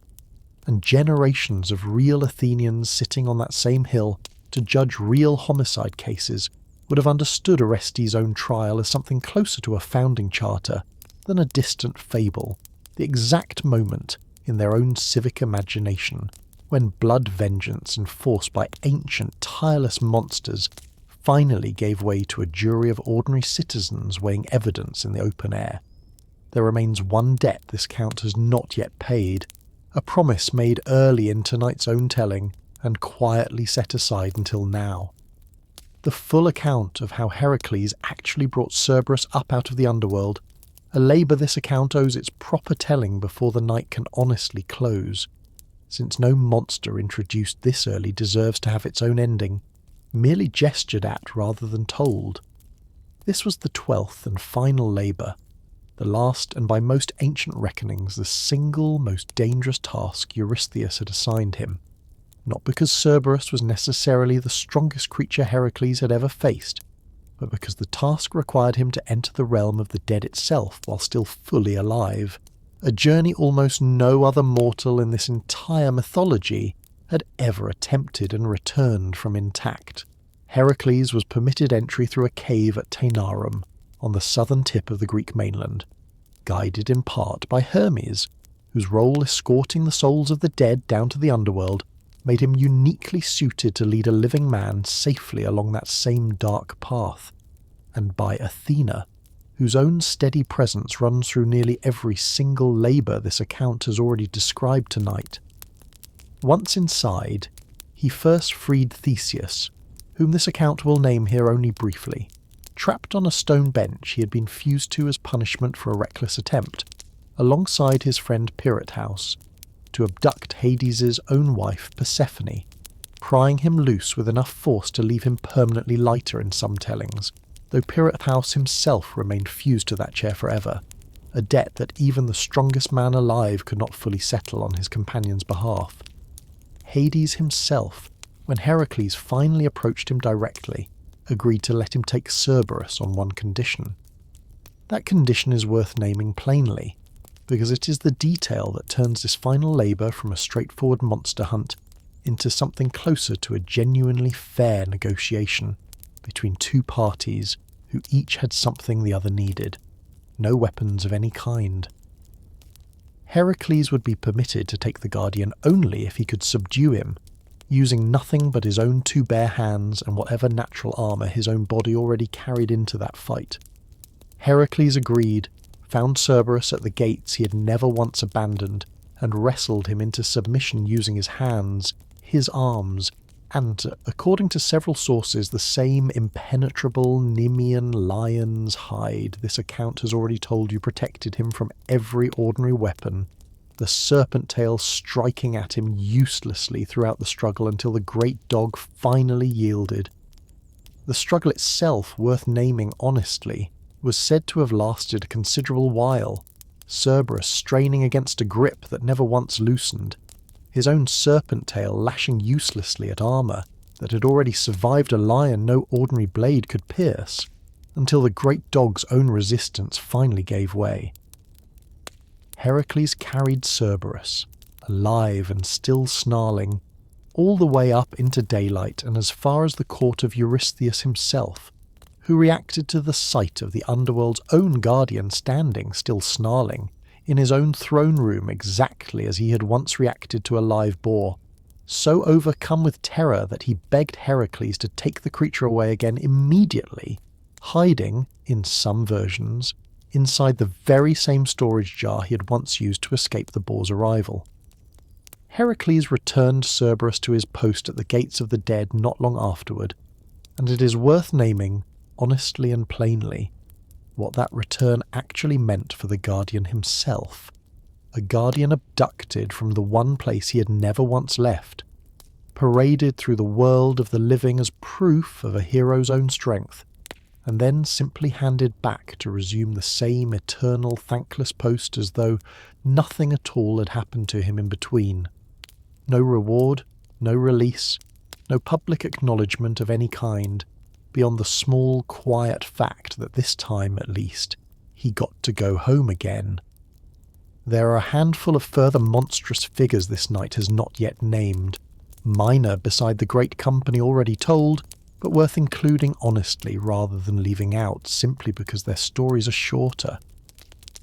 Far to the north, past even the lands the Greeks considered the edge of the civilized world,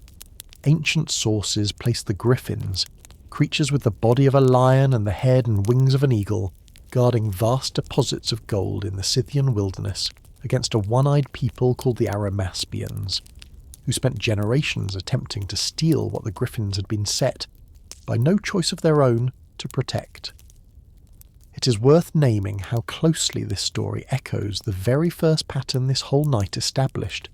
a guardian bred for nothing but vigilance, watching over a treasure that was never its own, locked in an unending war against thieves who wanted only to take what watching over it had cost the griffins their entire freedom to do anything else. Athens itself, this same account owes you before moving on, kept a guardian of its own long after any classical audience still believed, in the old literal sense,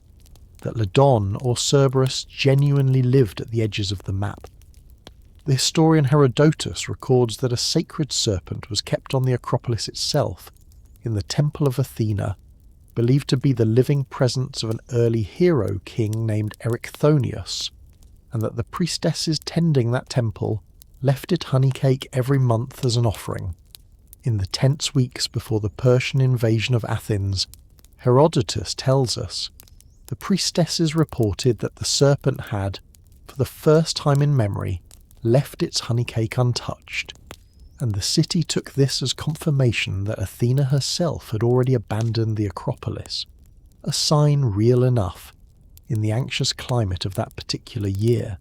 to help persuade a considerable portion of the population to evacuate the city ahead of the coming invasion.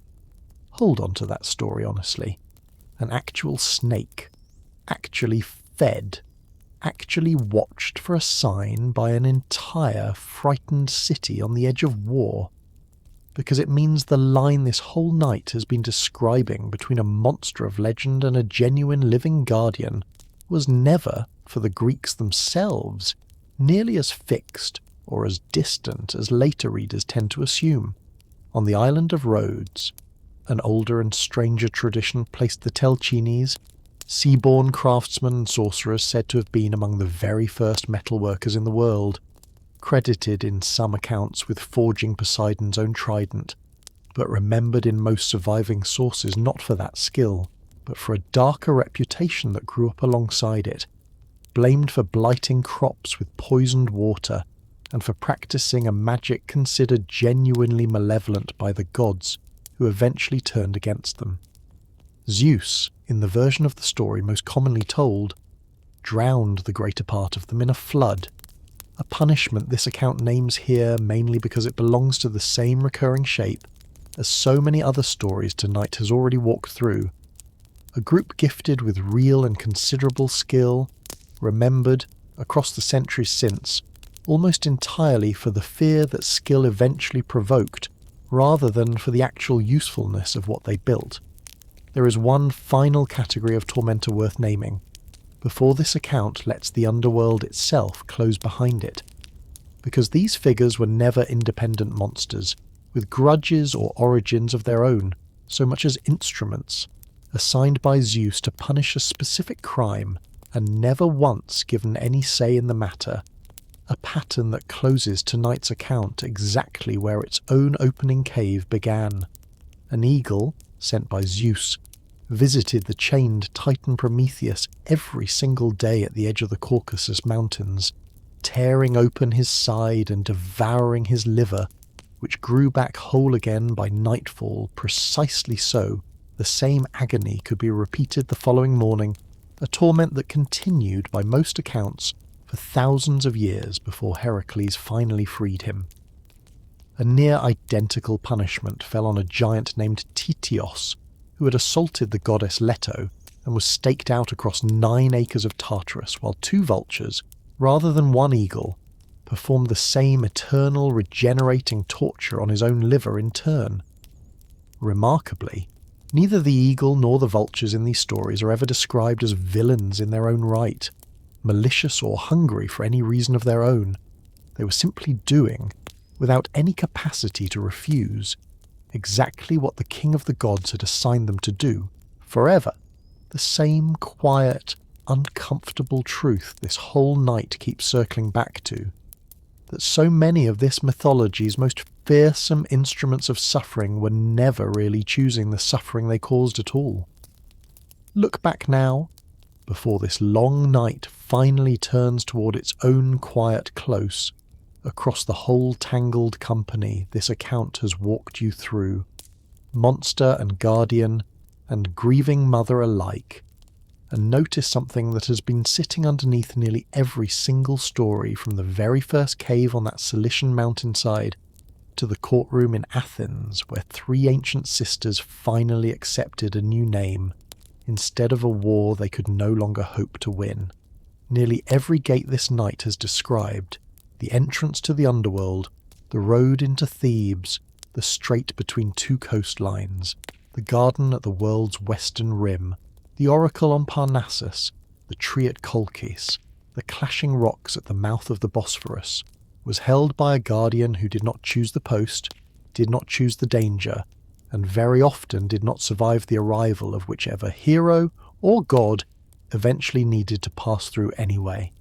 Cerberus never once left his station, and was still dragged bodily into daylight against his will. The Sphinx's entire existence depended on a question nobody had answered yet,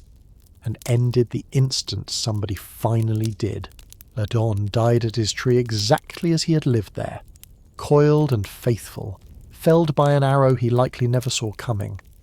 Argus, closing every one of his 100 eyes for what may have been the only time in his whole existence, was killed in the one unguarded moment his entire nature had made almost impossible to reach. Python held an oracle that had belonged to an older order of gods, and was left to visibly rot in the sun, as proof that a newer order had arrived to replace it. Notice the shape of that pattern now,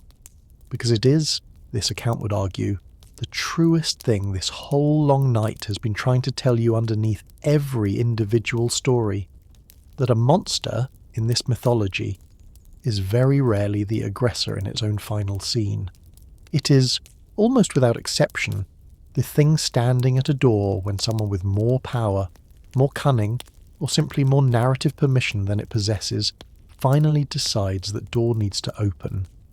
Hold, too, the other half of tonight's ledger, the half this account has insisted on naming honestly every single time it appeared, rather than letting it disappear the way so many casual retellings allow it to. Medusa was a priestess first, assaulted in her own temple, punished twice over by 2 different powers who each had more say over her fate than she ever did. Scylla was a nymph first, transformed by a rival's jealousy into something with 6 mouths and an appetite she never once asked to carry. Lamia was a grieving mother first, and Echidna, ageless in her hidden cave, watched every single one of her own children leave to fight wars that had been declared before any of them had ever drawn a single breath. Both hands of this whole mythology's monsters deserve to be held open here, together, one final time before this account lets them go. In one hand, genuine and often lethal danger, 6 sailors seized at once from a single ship's deck, an entire flock devouring the crops and the livestock of an undefended countryside. Travellers turned permanently to stone for the crime of nothing more than looking in the wrong direction at the wrong moment. In the other hand, almost without exception, a beginning that was never the creature's own choice, a body shaped by somebody else's grudge, somebody else's jealousy, somebody else's broken promise, somebody else's grief. Walk back now, briefly, across the whole distance this single long night has covered, because a story built from this many names deserves at least one clear pass in order before it lets you go. It began in a cave on a Cilician mountainside, with a mother's grief finally given shape as Typhon, and a war that nearly ended the rule of Zeus before Hermes and Pan stole back a god's own stolen strength. It moved through that same mother's hidden household, Echidna raising Cerberus and Orthrus and the Nemean lion and the Hydra and the Chimera one at a time, each eventually sent out to guard a threshold, or serve a grudge that belonged to somebody else entirely. It crossed to Ladon's tree at the western edge of the world, and to Medusa's temple and her island of accidental statues, and to a bronze chamber on Crete, where a king's broken promise produced a son he could never bring himself to look at directly. It walked the road outside Thebes where an unanswerable question finally met the one traveller clever enough to answer it, and sailed past a blinded shepherd's cave, a singing island, and a narrow strait where a commander chose with open eyes which 6 of his own men would have to die. It listened to a starving king's stolen meals, watched a cloud phantom produce an entire troubled species, stood on a Cretan shore as a single bronze vein drained empty, and climbed Mount Parnassus to watch an older order's own serpent left to visibly rot in the place a newer god had just claimed for himself. It gathered 100 watching eyes into a peacock's tail and armed an entire war against the Earth's own giant children, and closed, at the very end, in an Athenian courtroom where 3 ancient merciless sisters were finally offered a new name instead of a final defeat. Every single one of them is coming to rest now, the way every name in this long company eventually does, on a night built for exactly this kind of rest. There was Typhon, who very nearly won a war no one believed he could win at all. There was Echidna, who raised an entire family in hiding and watched every one of them leave for good. There was Cerberus, who never left his post, and Orthrus, who died defending cattle that were never his own. There was the Nemean lion, whose own impenetrable hide became the one thing that finally protected the man who killed it. There was the Hydra, multiplying every wound until a torch, not a sword, finally ended what a sword alone never could have. There was the Chimera, 3 creatures sharing one impossible body, undone by a spear tipped in lead and a well-aimed piece of cleverness. There was Ladon, faithful at his tree for centuries, and Medusa, a priestess first, a monster only after somebody else decided she should be. There was the Minotaur, who never chose the shape of his own birth, and Ariadne, who was left sleeping on a shore by the very man her thread had saved. There was the Sphinx, whose entire power depended on a question nobody had answered yet. There was Polyphemus, blinded and mocked by a name that meant nothing at all, and the Sirens, who promised knowledge and asked in exchange for everything. There was Scylla, 6 heads and an appetite she never once asked to carry, and Charybdis, less a monster than a wound in the sea itself. There were the Harpies, tormenting a starving king at every single meal, and the Centaurs, an entire troubled species born from one man's crime against a cloud. There was Chiron, kind and wise and killed anyway, by an arrow that was never meant for him at all. there was the sleepless dragon of Colchis, put gently to sleep rather than killed, waking to find the one thing it had never failed to guard finally gone. There was Talos, circling a coastline for centuries before a single pin worked loose. There was the Crommyonian Sow and the Aloidae, who nearly stacked 3 mountains into a stairway to heaven and killed each other in the dark instead. There were the Griffins, still guarding gold against thieves who never stopped coming, and the Telchines, remembered for a skill nobody bothered to forgive them for. There was the sea monster that never once got its own name, only its victims. There was Python, coiled around an oracle that belonged to an older world. There was Argus, closing 100 eyes for the first and only time. There were the giants, born from their own father's blood, and Campe, who guarded a prison that finally opened without her. There was Lamia, a mother before she was ever a monster, and the Erunyes who were never actually softened, only renamed. That brings us to the end of this long and crowded company, and it is worth naming, honestly one last time, exactly what this whole night has been asking of you, name by name and gate by gate. Not to forget the danger these creatures genuinely posed. The sailors lost, the travellers turned to stone, the meals stolen from a starving old king's table. And it is worth asking yourself, honestly, in the quiet of whatever room you're lying in right now, which of tonight's gates you think you would actually have chosen, faced with the same narrow choice these old stories keep offering. The strait with Charybdis on one side, and Scylla on the other, the sealed cave with a boulder no strength of yours could move, the riddle with no second attempt allowed. This account cannot answer that question for you, and it is not sure, honestly, that any single answer would hold steady from one night to the next, even for the same listener. But it is worth holding that danger alongside the beginning each of these creatures never chose, the grudge or the grief or the broken promise that put them at that particular door in the first place, long before any hero ever arrived to end their watch. A whole civilization once looked at the wild, unclaimed edges of its own small and hard-won clearing, and populated them with figures exactly this complicated, half-warning and half-elegy. Because that, this account would argue, is the only honest way any of us have ever managed to describe the things waiting at the edge of what we understand. Not simply as villains to be defeated, but as somebody's daughter, somebody's mother, somebody's mistake, standing watch over a door that was never really theirs to guard in the first place. Before you finally let your own eyes close tonight, let this account pause and thank you, sincerely and without any hurry, for staying this long inside a story built almost entirely out of teeth and grief and gates that were never once meant to be gentle. If tonight happens to be the very first time you have found your own way into this small room,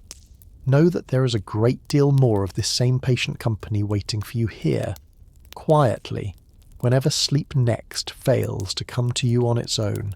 And if you have been here before, tonight or on any other night, know that the return itself means more to this small channel than any single subscriber number ever really could. Whatever is keeping you awake tonight, whatever quiet worry or grief or ordinary restlessness has followed you all the way into this dark and otherwise peaceful room, let it settle now, gradually, the very same way every one of these old monsters eventually settled into something closer to rest than to danger, into a name remembered gently rather than a threat still standing anxious guard. Think, one final and unhurried time, of every gate this whole long night has asked you to stand quietly in front of, the underworld's own entrance, the road into Thebes, the narrow strait between 2 coastlines, the tree at the western edge of the world, the oracle on the mountainside, and notice that every single one of them without exception eventually opened. Not always gently, not always fairly, and not always on any schedule the guardian standing watch over it would have chosen for itself. But every single gate this night has described, however fiercely it was guarded, however long its guardian had stood faithful and unrewarded at that post, gave way in the end, because that is finally, underneath every single individual story tonight has told you, the oldest and most patient truth this whole mythology keeps quietly returning to, night after night, name after name, that no watch, however loyal, however ancient, however dearly and however painfully it was purchased in the first place, was ever actually asked to last forever. You are standing, right now, tonight, in front of a gate that belongs entirely to you, the one sitting quietly between waking and whatever is patiently waiting for you on the other side of sleep, and it is not guarded by anything that wants to keep you out. It has been waiting for you, patiently, and without any real hurry at all, the very same way Ladon once waited at his own tree, and Cerberus once waited at his own post, asking nothing more of you tonight than the one thing this whole long night has already asked of every guardian in its own company, simply to stop fighting it at last and let it open, quietly, whenever you are finally ready. Close your eyes now,